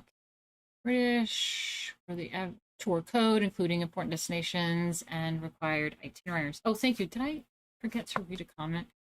Let me just check real quick. Sorry. It says the Anglias also brought a lot of mummies for some reason. Oh, interesting. Hey, fuck Google too. Nice to see you around. Missed ya. Yeah, the mummies were a thing too, right?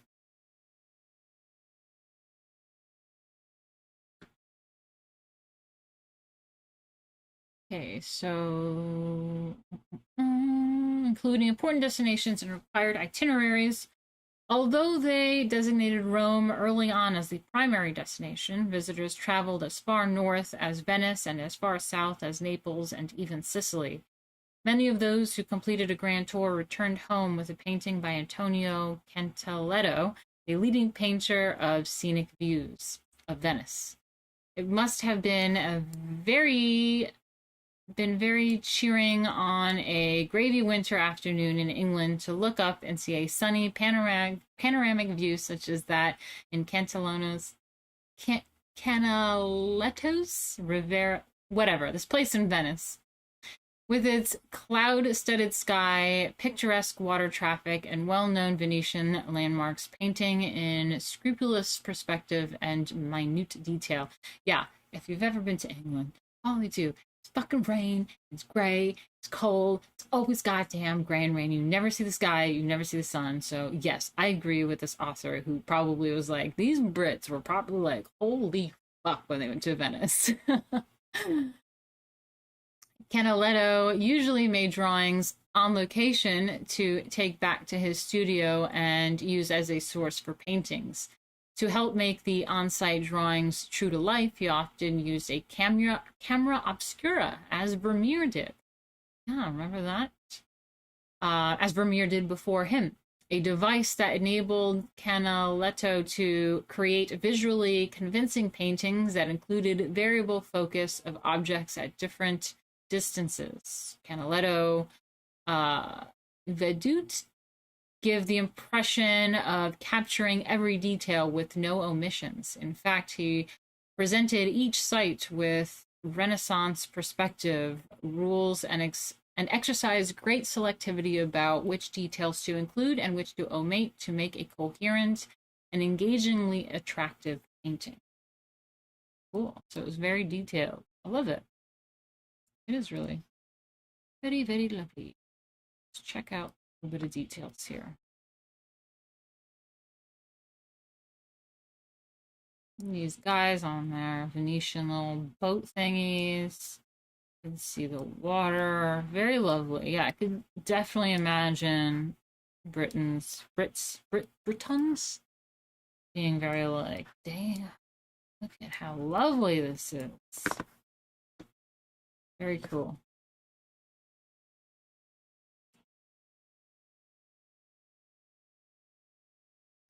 Okay, guys, I have to go to the bathroom extremely bad. And then we have a little bit left over. We've got some neoclassicism to wrap this up. I don't want to end it here. So if you guys are enjoying yourself, I'm going to take a little bit of break. Stay put. I've got some commercials for you. Just chill. And maybe get myself another drink, go to the bathroom, maybe have a smoke, whatever. And stay, chill, engage. I'll be in the chat with you guys. Don't go anywhere. And we can go over neoclassicism, which is going to be really fun because we have this epic painting to go over, which is I've used many a times in political commentary using this painting. So there's a lot of really cool stuff that is involved here. So please don't go anywhere and really enjoy talking to each other. I really love you guys. You guys are great. Okay. Let me some commercials. Yeah. Summer commercials 1. Okay. Go to the bathroom. See you guys in a bit.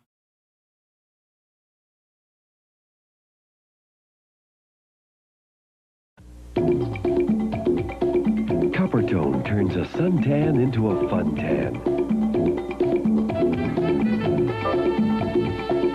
Now there's a copper tone for everybody's Copper tone turns a suntan into a fun tan. Now there's a copper tone for everybody's body. You can choose anything from Copper Tone Light, our non-greasy oil or lotion, to our rich, more protective sunscreens. So choose the Copper Tone you need to get the beautiful tan you want. Copper Tone, for the sunny side of your life. When you've got a real hot summer thirst, which iced tea do you think of first? Clearly Nesty, dry thirst, clearly Nesty. Heat wave, cold wave, we crave Nesty. Hot rays, cool sprays, always Nesty. Clearly Nesty, clearly Nesty. Bright sun, wet one, have some Nesty. Tastes great, can't wait. Clearly Nesty. Cold flash, hot blast, clearly Nesty.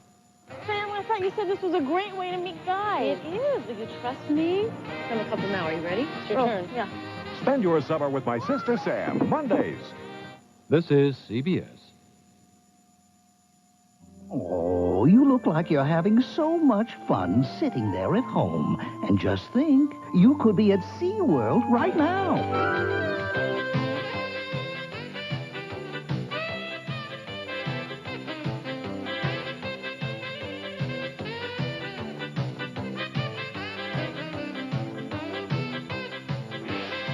A summer isn't summer without SeaWorld. It's the right beer in the summertime when a barbecue is what's on your mind. Out to chowing down, don't sit around. The silver bullet won't slow you down. Cooking out with a Coors Light. It's the right beer now. The good life, yeah. So come on into Coors Light. It's the right beer now.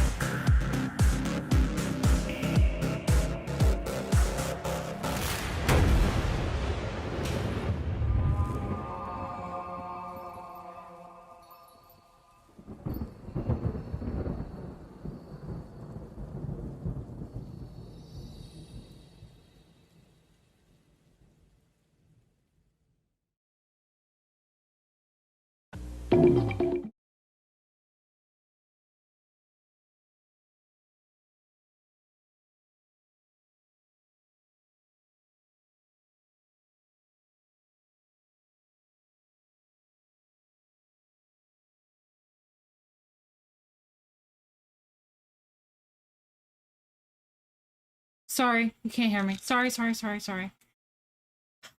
I'll repeat myself. Time just flew by. I made the commercial shorter because I was like, oh, 10 minutes of straight commercials, vintage commercials is a bit much. And so I made the commercial shorter, and I didn't get to do everything I wanted to do on this break.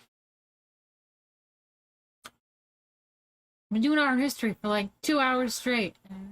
Little tiny break. I might just put on another commercial. I might just try to. My husband might.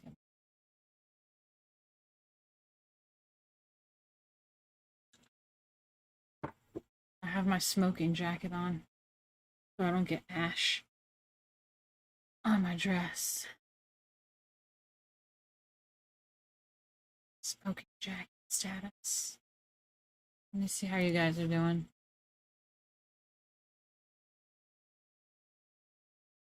Okay. Hold on 1 minute.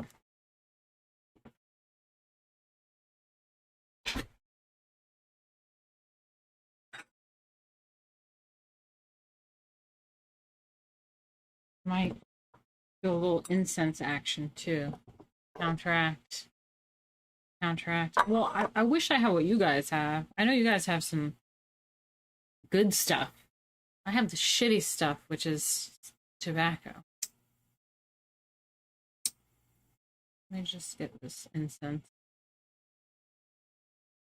I usually roll my own cigarettes as well, but I ran out of them, so just stealing some European cigarettes right now.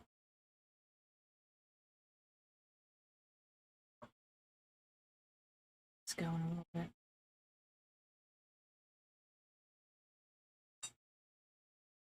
Oh.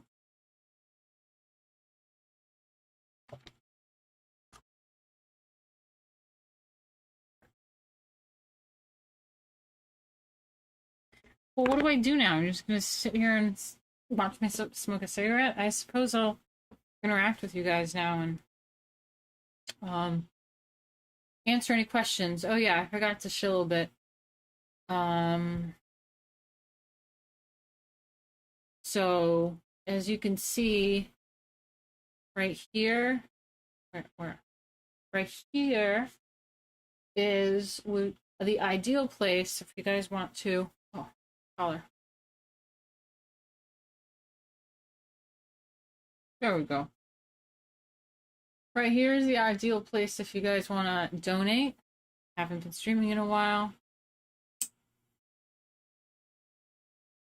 But if you like what I'm doing and you want to support and you want to continue being a part of this, what really makes it worth it for me is if, you know, we get some donations. So you can always go to streamlabs.com/MartinaMarkota.tv. Thank you, Jay, for the link.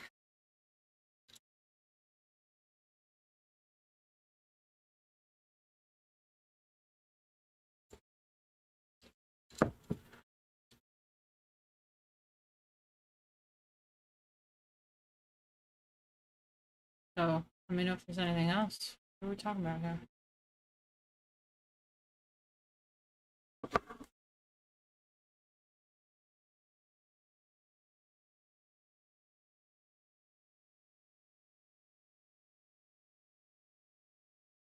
Okay.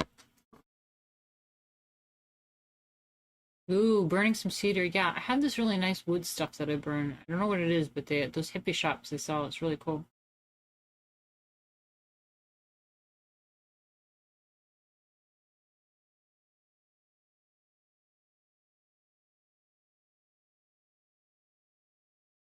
The only problem with this incense that I have is it doesn't stay lit. Am I doing something wrong? Like, you light it, puffs up a little bit. Come on. Catch on fire.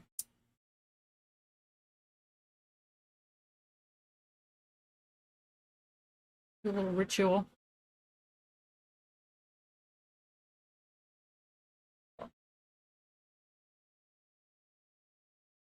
Get it going. How do they do this at church, man?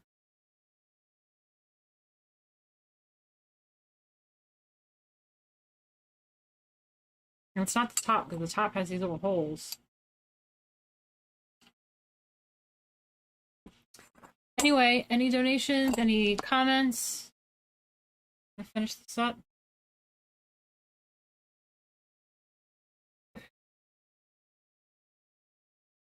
Oh, awesome. Thanks for buying a comic. And thanks for setting up Streamlabs. No, we don't have a subreddit or anything. There is a little community that we have, but mostly on here, on YouTube. And you've been a really great contribution, Kiki.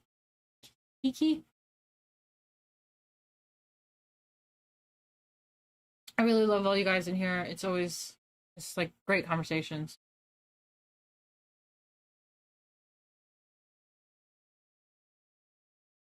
So is there a singular form for the word rice, or does the word cover the singular and plural? I don't know. See, I was always really bitchy about the word beer. I always got annoyed when people would say beers. But I think spending time in England, I started saying beers. I just kind of see it now. I was always like, it's like deer. Don't say beers. But good question. Is there a singular word for rice? All right, I guess we'll get back into it.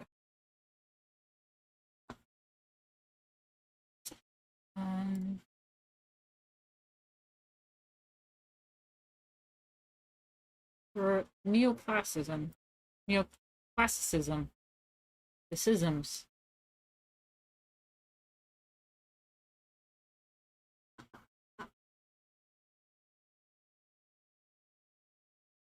Thanks for coming by, guys. Thank you. I'm so glad to see everyone's happy and back.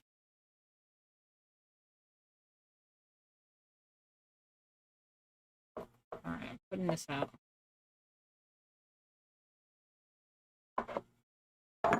Hopefully the husband doesn't freak out.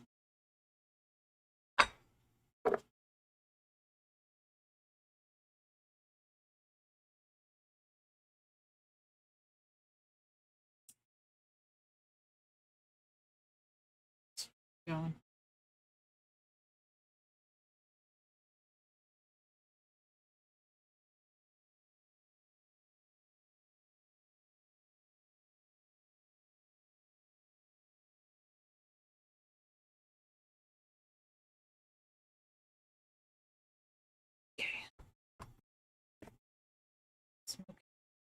I'm gonna have to go to the bathroom again.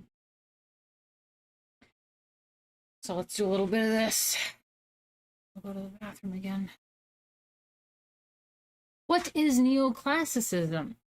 One of the defining characteristics of the late 18th century was a renewed interest in classical antiquity. I mean, always circles of background, and we always find an interest back in classicism. And we found that with the ancient Romans as well, that they were really into getting back into classicism. And we have neoclassicism. Dan, you're out of here. So nice to see you. Catch up on neoclassicism next time. Maybe I should have just kept it one thing at a time. I never know how long to keep these streams. But anyway, one of the defining characteristics of the late 18th century was getting back to interest in classical antiquity, which the Grand Tour was instrumental in fueling. Admiration for Greek and Roman art and culture gave rise to the artistic movement known as neoclassicism. The geometric harmony and rationality of classical art and architecture seemed to embody Enlightenment ideals. In addition, classical cultures represented the height of civilized society. Right, I love that. In addition, classical cultures represented the height of civilized society, and Greece and Rome served as models of enlightened political organization. So that's kind of what you see in this whole political sphere on the right today, is this renewed interest in classical stuff and Roman and Greek kind of things, and this elevated, heightened, civilized society. That's what our ideals are. That's what we're trying to push towards, and that's why there's this fascination with it. And I absolutely love that. These cultures, with their traditions of liberty, civic virtue, morality, and sacrifice, were ideal models during a period of great political upheaval. And that's what we see again today. Yeah, basically second wave Renaissance. Great. Yeah, exactly, Roberto. Yeah, and Pablo says, and in the 80s. Yeah. I mean, I just love this so much. I want to say it again. Given these traditional, in addition, classical cultures represented the height of civilized society, and Greece and Rome served as models of enlightened political organization. These cultures, with their traditions of liberty, civic virtue, morality, and sacrifice, were ideal models during a period of great political upheaval. Given these traditional associations, it is not coincidental that neoclassicism was particularly appealing during the French and American revolutions. Winckelmann. Am I saying that right? Winckelmann? Winckelmann. In the late 18th century, the ancient world also increasingly became the focus of scholarly attention. Scholarly attention. Again, focusing on scholarly attention. It's that's what we need. We need to get back to education, being scholarly, and appreciation of classical stuff. Love it, love it, love it. Especially during political upheaval. So in 1755, Johann Joachim Winckelmann, 1717 to 1768, the first modern art historian, published reflections on the imitation of Greek art in painting and sculpture, uncompromisingly designating Greek art as the most perfect to come from human hand and far preferable to natural art. I love that. So I love this like ideal of perfection. An enlightened person will find beauties hitherto seldom revealed when he compares the total structure of Greek figures with the most modern ones, especially those modeled more on nature than on Greek taste. So yeah, instead of just the real world, this heightened ideal sense, which is what the Greeks were all about. In his History of Ancient Art, 1764, Winckelmann described each monument and positioned it with a huge inventory of works organized by subject matter, style, and period. Before Winckelmann, art historians had focused on biography, as did Giorgio Vasari and Giovanni Pietro Bellori in the 16th and 17th centuries. Winckelmann thus initiated one modern art historical method thoroughly in accord with Enlightenment ideas of ordering knowledge, a system of describing and classification that provided a pioneering model for the understanding of stylistic evolution. Winckelmann's writings also laid a theoretical foundation for neoclassical art. Then we have Angelica Kaufman. One of the pioneers of neoclassical paintings was Angelica Kaufman, 1741 to 1807. Born in Switzerland and trained in Italy, Kaufman spent many of her productive years in England. With West and others, she was a founding member of the British Royal Academy of Arts and enjoyed an invaluable reputation. Her Cornelia, presenting her children as her treasures, this figure that I'm about to show you right now. Oop, no, I don't have it. Hold on 1 minute. Hold on 1 minute. Let me screenshot these pictures so you guys can see it up on the screen.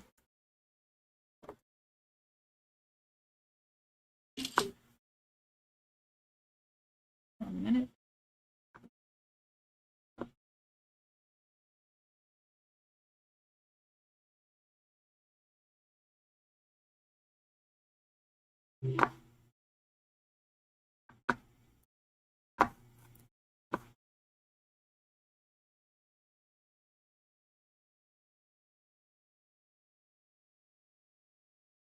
Let me just fix this real quick.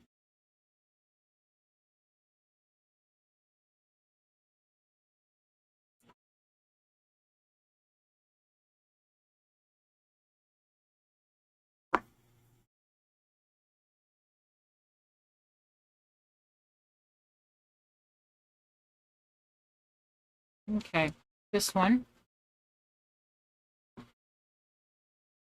This is an exemplum virtutis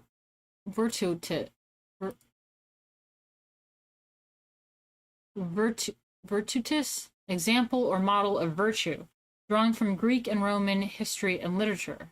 The memorializing pictures of Hogarth already had marked a change in taste, but Kaufman replaced the modern setting and characters of his works.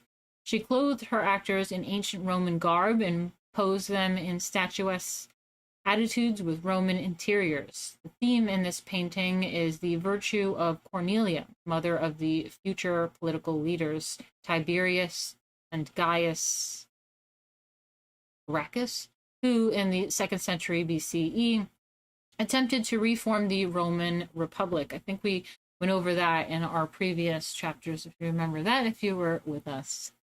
Cornelia reveals her character in this scene, which takes place after the seated visitor showed off her fine jewelry and then insisted that Cornelia shows hers.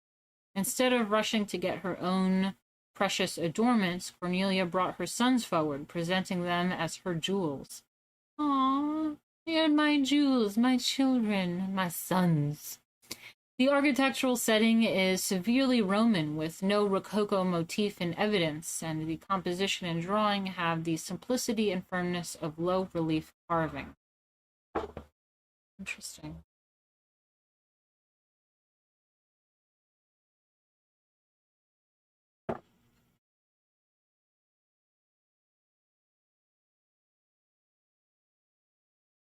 And then you can read along with me. We have Jacques-Louis David. Although his early paintings were in the Rococo manner, a period of study in Rome converted Jacques-Louis David, 1748 to 1825, to Neoclassicism. David's preferred models were the works of the ancient and Renaissance masters. He condemned the Rococo style as an artificial taste and exalted the perfect form of Greek art, see David and on Greek style and public art above. David, who became the neoclassical painter, ideologist of the French Revolution, concurred with the Enlightenment belief that subject matter should have a moral and should be presented so that noble deeds in the past could inspire virtue in the present. A milestone painting in David's career, Oath of the Hooray. So that's the painting that I was just showing you guys before about. Let me get a good picture of it real quick.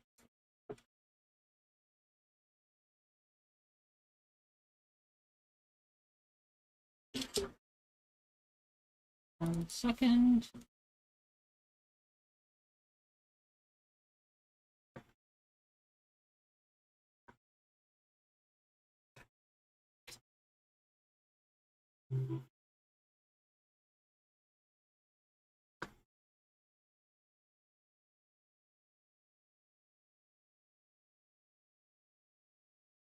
This one. Yes, this one.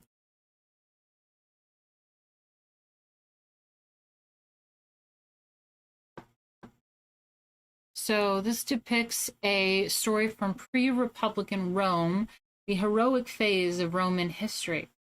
The topic was not too arcane for David's audience. Pierre Corneille, 1606 to 1684, had retold the story of conflict between love and patriotism. So this is why I've used this in a lot of like little commentary stuff. It's has to do with the love of patriotism. First recounted by the ancient Roman historian Livy, in a play performed in Paris several years earlier. The leaders of the warring cities of Rome and Alba decided to resolve their conflicts in a series of encounters waged by 3 representatives from each side. The Romans chose their side, as their champions the 3 Horatius brothers. I think I'm saying that right. Horatius, Horatius, Horatius brothers, who had to face the 3 sons of the Curacious family from Alba. A sister of the Horatia, Camilla, was the bride-to-be of one of the Curatius sons, and the wife of the youngest Horatius, who was the sister of Curati. David's painting shows the Horati as they swear on their swords held high by their father to win or die for Rome. To win or die for Rome. Oblivious to the anguish and sorrow of their female relatives. In this form, Oath of the Horati is a paragon of the neoclassical style. Not only was the subject a narrative of patriotism and sacrifice excerpted from Roman history, but the painter presented it with force and clarity. David depicted the scene in a shallow space, much like a stage setting, defined by a severely simple architectural framework. He deployed his statuesque and carefully modeled figures across the space, close to the foreground, in a manner reminiscent of ancient relief sculpture. The rigid, angular, and virile forms of the men on the left effectively contrast with the soft, curvilinear shapes of the distraught women on the right. This pattern visually pits virtues the Enlightenment leaders ascribed to men, such as courage, patriotism, and unwavering loyalty to cause, against the emotions of love, sorrow, despair that the women in the paintings express. That's interesting. It's like, yeah, this painting depicts like patriotism, loyalty, this like manliness, virile, and then there's like the female form of emotion and sorrow and like all these things and femininity. So I like that aspect of the duality, and it's a really important aspect in our society, that people either take one extreme or the other, but in reality, this yin yang of both of that is important and needed. It's really cool. This pattern, the French viewing audience perceived such emotionalism as characteristic of the female nature. Yeah, exactly. The feminine aspect is emotional. I mean, it's not a bad thing. It's like emotions are good. I mean, without emotions, you're a sociopath or a psychopath. The message was clear, of a type readily identifiable to the pre-revolutionary French public. The picture created a sensation at its first exhibition in Paris in 1785, and although David painted it under royal patronage and did not intend the painting as a revolutionary statement, the neoclassical style of Oath of Horati soon became the semi-official voice of the revolution. Love that. Let's take a closer look at it real quick.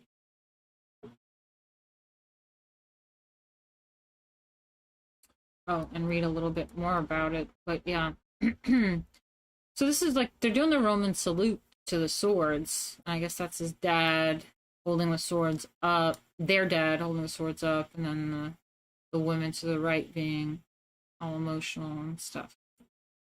Yeah, so this is a really, really like political type of artwork. It's great.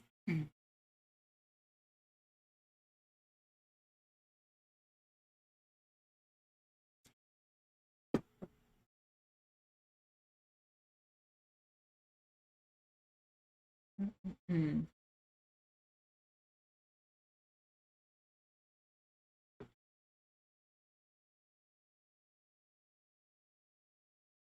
Okay. Let's go back to... Okay, you can look at that as I read a little bit more on this.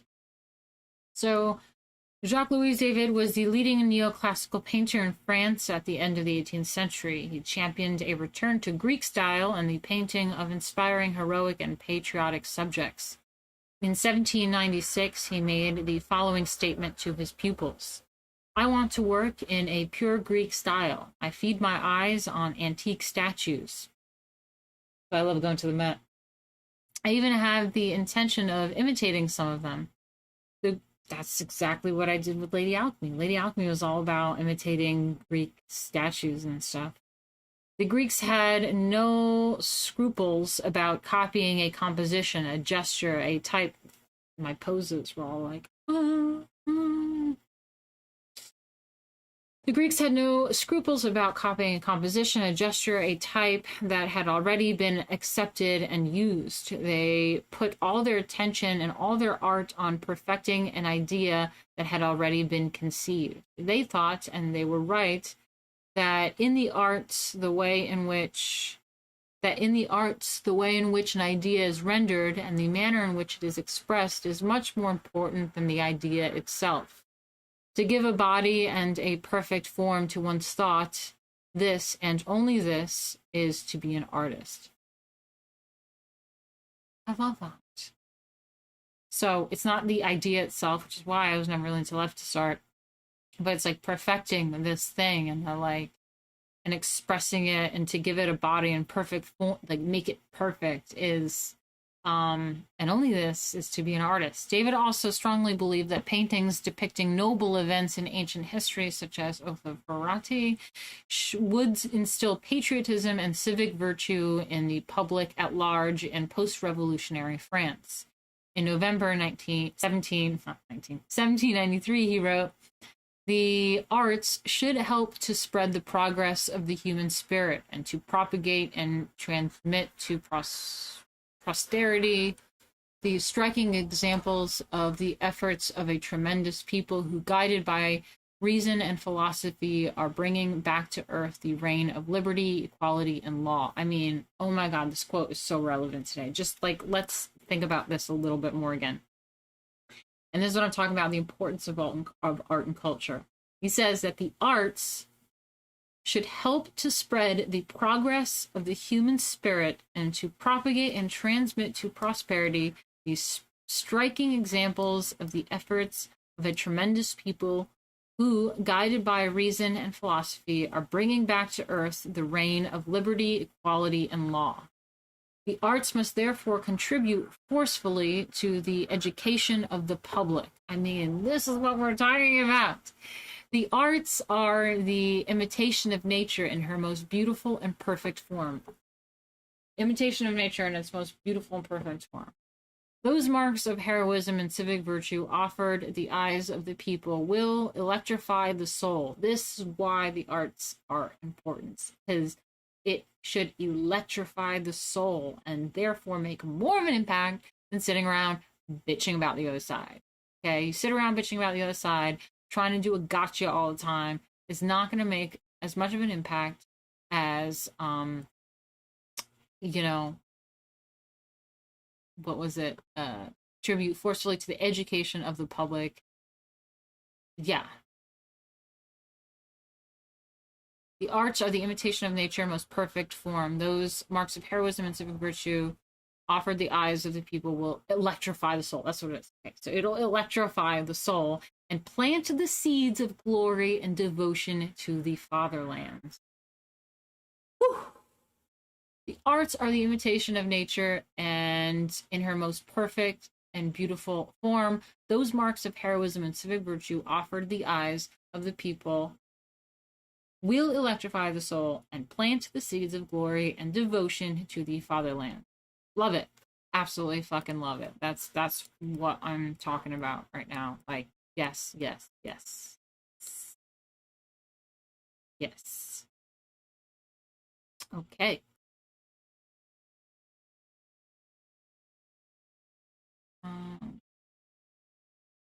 Okay, then we have Death of Murat. I mean, I just want to like soak that in for a second. Let's see what you guys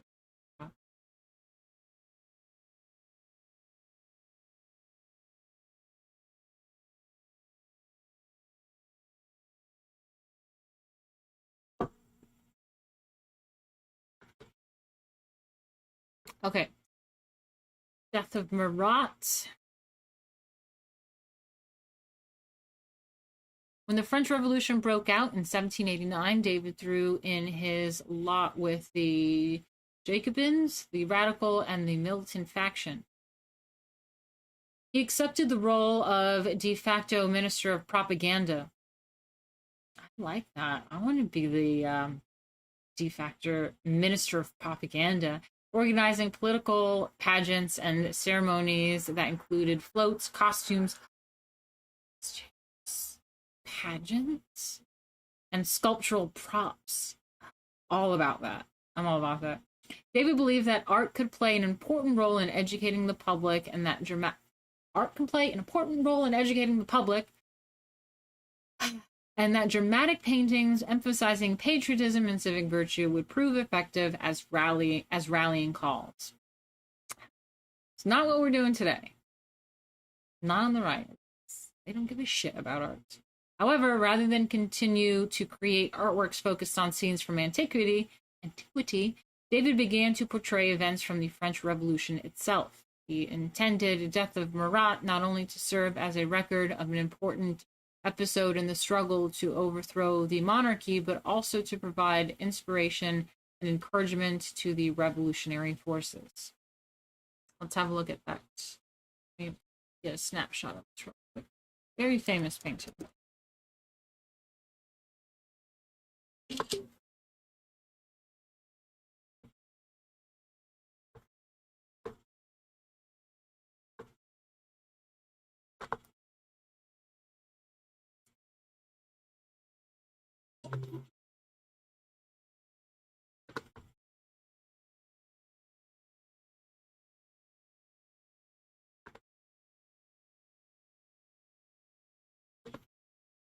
Okay. So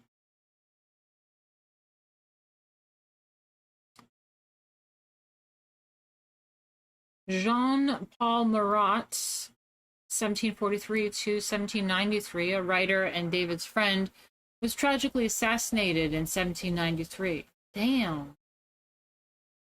Artists be dying in the revolution. David depicted the martyred revolutionary after Charlotte Corday, 1768 to 1793. A member of a rival political faction stabbed him to death in his medicinal bath. Murat suffered from a painful skin disease. He used to take some bad shit. Murdered in there. The cold, neutral space above Murat's figure slumped in the tub produces a chilling oppressiveness. David vividly placed narrative details: the knife, the wound, the blood, the letter with which the young woman gained entrance, to sharpen the senses of pain and outrage and to confront viewers with the scene itself. Death of Murat is convincingly real, yet David masterfully composed the painting to represent Murat as a tragic martyr who died in the service of the revolution.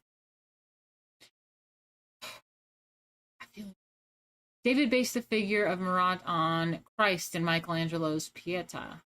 The reference to Christ's martyrdom made the painting a kind of altarpiece for the new civic religion, inspiring the French people with the saintly dedication of their slain leader. Very interesting. Oh, very, very interesting.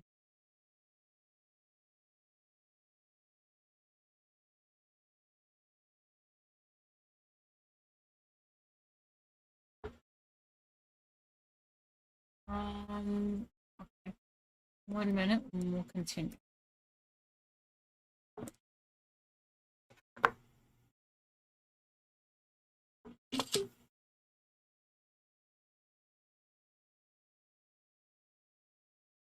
Just getting shots of the next paintings so that they're in the folder, the proper folder for you to see them.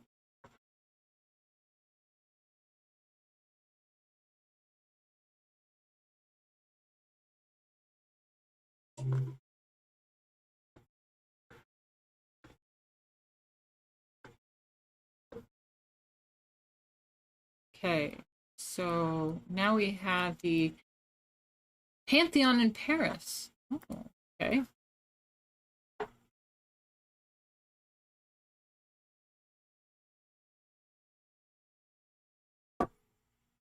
Architecture in the Enlightenment era also exhibits a Architecture in Paris in the Enlightenment era also exhibits a dependence on classical models. Early in the 18th century, architects began to turn away from the theatricality and ostentation of Baroque and Rococo design and embraced a more streamlined, antique look. The portico of the Parisian church of Saint Genevieve, now the Pantheon, figure 11-1. Send that to you guys. This one. By Jacques-Germain Soufflot, 1713 to 1780, stands as a testament to the revived interest in Greek and Roman cultures. The columns, based on those of a Roman temple in Lebanon, produced with the studied archaeological precision, stand out from walls that are severely blank except for a repeated garland motif near the top. The colonnaded dome, a neoclassical version of the domes of St. Peter's in Rome and St. Paul's in London, we've seen that in previous chapters, rises above a Greek cross plan. Both the dome and the vaults rest in an interior grid of splendid freestanding Corinthian columns, as if the portico's colonnade continued within. Although the overall effect inside and out is Roman, the structural principles employed are essentially Gothic.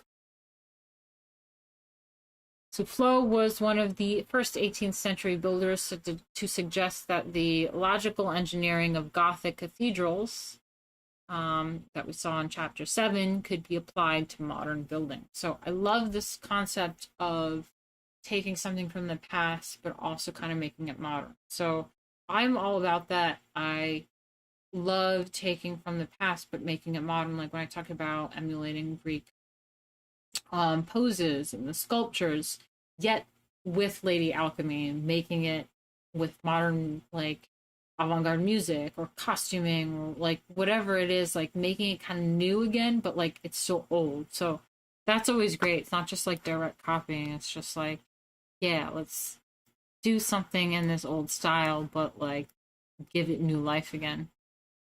So let's look at this in detail a little bit more. I mean, that looks like some houses and buildings in the Northeast. I'm not gonna lie. This looks like this could be like New York, New England area.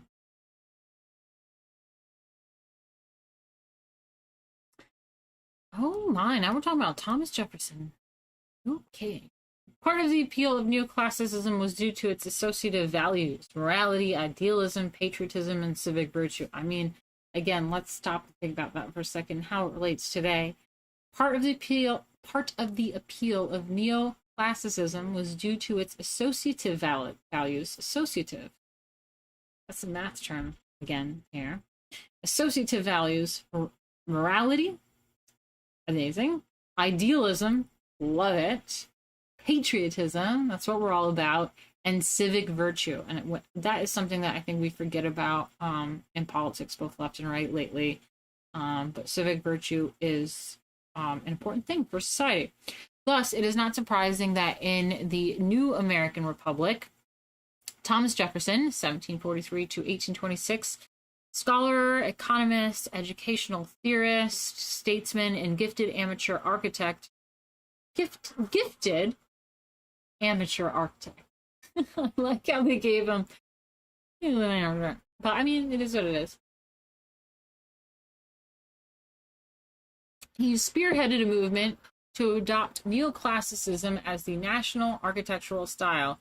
Okay, well, there you go. I did just say this looks like it could be in the Northeast in America. Apparently, this is in Virginia. There you go, America. I mean, this is what the founding American style was. This is what I see in New York. New Hampshire. I don't know what I'm talking about. I'm like, I've ever been to New Hampshire. Yeah, like the New York areas, New England area. I knew it. I was like, this looks like this something like out of my backyard. Like this is where our architecture looks like where I'm from in the Northeast New York area. Okay, so he spearheaded a movement, neoclassicalism as a national architectural style. Yes, I see it. I see it. Jefferson admired Andrea Palladio immensely and read carefully the Italian architect's 4 books of architecture. After serving as minister to France, Jefferson returned to America and completely remodeled his own home, Monticello, near Charlottesville, Virginia, emulating Palladio's Manor. The final version of Monticello is somewhat reminiscent of the Villa Rotunda, but its materials are the local wood and brick used in Virginia. I love that. So you modeled it after some classical shit, used local shit, all about it. All about it.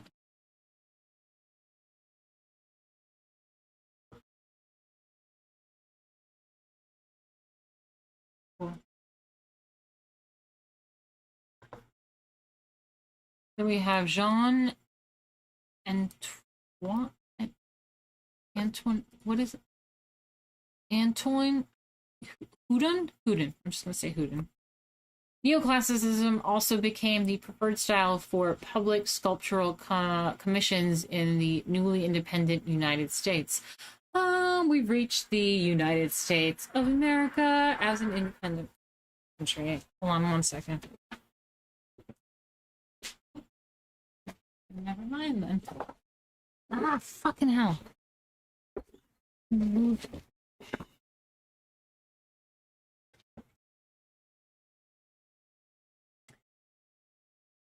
When the Virginia legislature wanted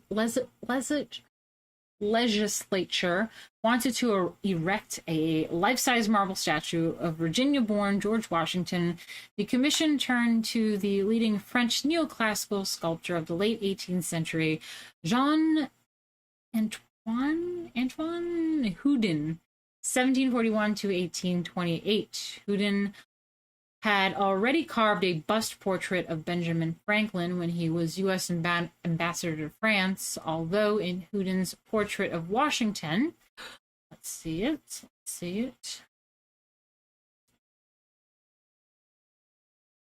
Wait, is this a portrait? Oh, I guess a sculptural portrait.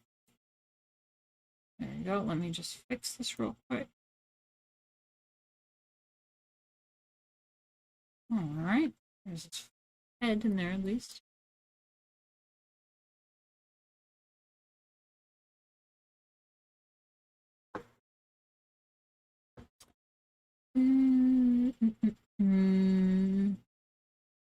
Okay, in his portrait of Washington, the first American president wears the fashion of the times, a la mode.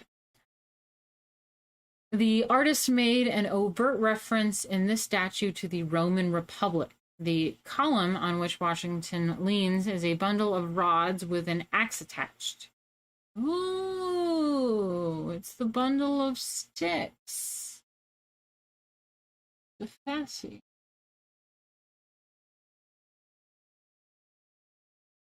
That's right. I think Lincoln also has it on his memorial. It's a bundle of rods with an axe attached, the ancient Roman fasces. Yeah, there you go, fasces. An emblem of authority. Wow, cool. The 13 rods symbolize the 13 original states. The plow behind Washington and the fasces allude to Cincinnatus, a patrician of the early Roman Republic who was elected dictator during a time of war and resignated his position as soon as victory had been achieved in order to return to his farm.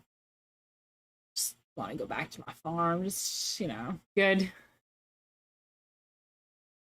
Washington wears the badge of the Society of the Cincinnati, visible beneath the bottom of his waistcoat. an association founded in 1783 for army officers who had resumed their peacetime roles after America won independence from England. I've never heard of that. That's actually interesting. I wonder if there's still a thing about that. Tellingly, Washington no longer holds his sword in Houdon's statue.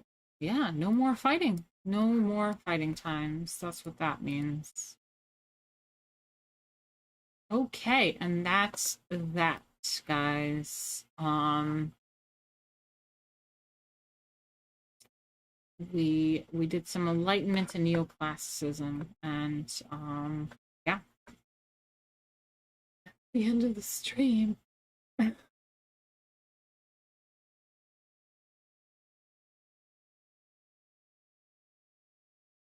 The fasces is strength in numbers. Right.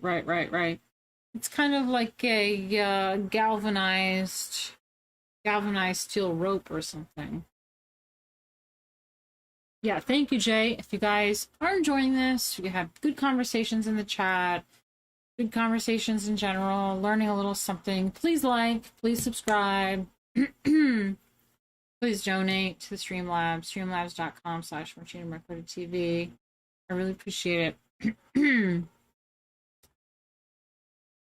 Reggie says, Washington could have remained in power, but gave it up voluntarily. I think because he knew that, like, this type, like, what we were fighting against in this, like, England thing, this, you know, monarchy is, like, as long as you're living type thing. And I think we were against that. So he's like, no, I want to, you know, run shit. Well, I'm capable of running shit, but, like, there's a limit on that shit, you know? That's what he was all about. We are newly reminded of the classics. Thank you, Robert. I really appreciate you being in here. Thank you. Timothy is still waiting for me to do a collaboration with my little Graves. If you mean an artistic collaboration, that is in the making. We are both up in the upstate New York area. So, and he's a buddy of mine. So,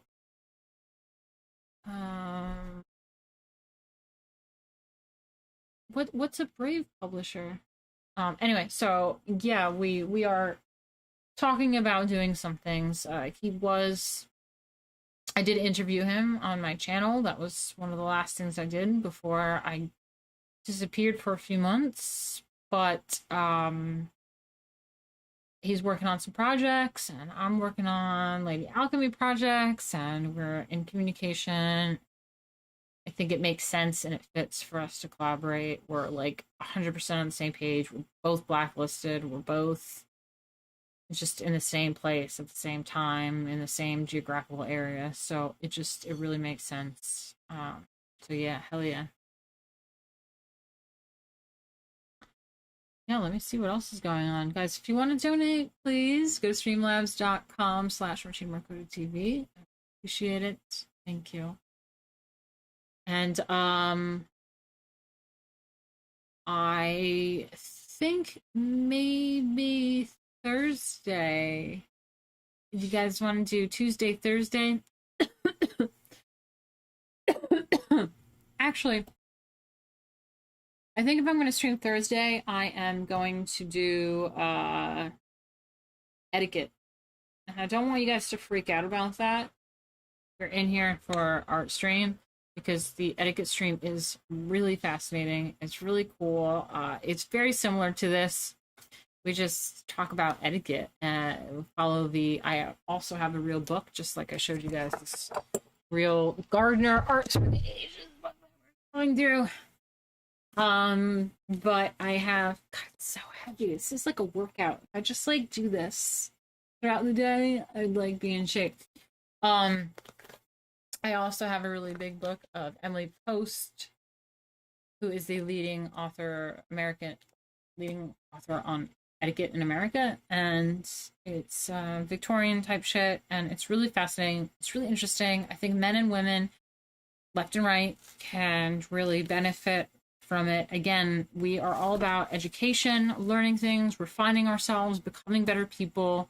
So this is what should be our focus. It's really nice to watch some trash. Don't get me wrong, I got my Real Housewives to watch on Thursday as well. So I'm watching my trash, but I learned something new today, and I'm sure I'm going to learn something new in the upcoming etiquette stream. So I hope you guys join me. Maybe we'll do that Thursday, and we'll do this Tuesday, Thursday. We'll do Art History Tuesday, Etiquette Thursday.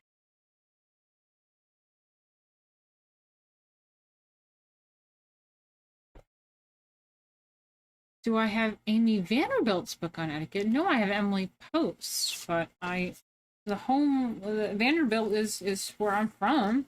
It's the same Vanderbilt, the American Vanderbilts. It's also home of FDR is where I'm from.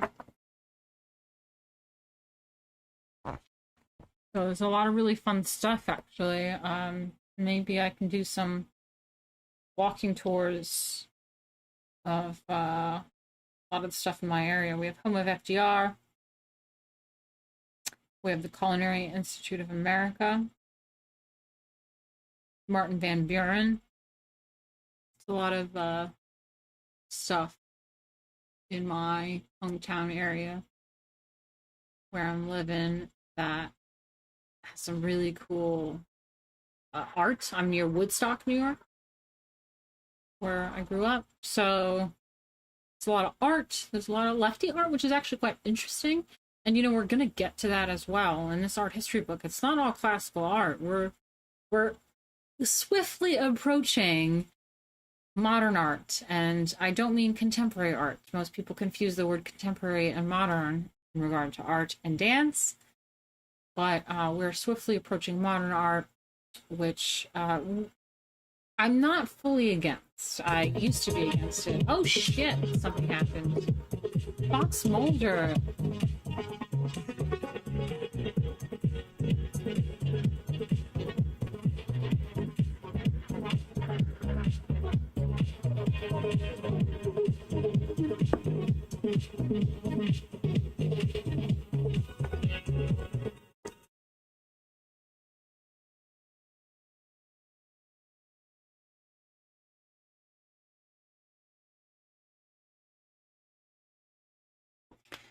Thank you, Fox Mulder. I wish there was something that I could do to give back, but I suppose what I'm doing is, you know, doing what I'm doing, making art and doing these streams and creating this community. But if there's anything I can ever do to repay you, thank you. You're always so kind to me. I really appreciate it. Oh, let me just go back to this. Let me just talk like this. Okay, let me just check you guys real quick, and I gotta get out of here.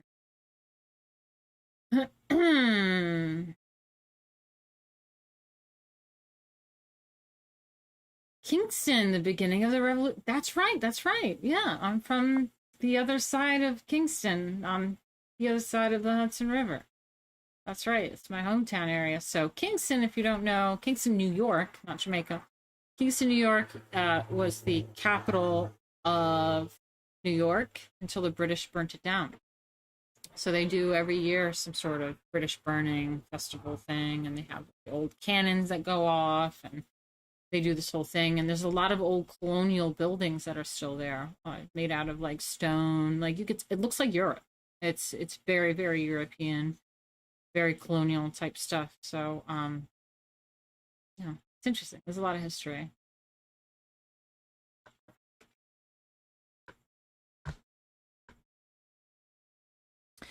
Wise guys, you're asking about my Indiegogo.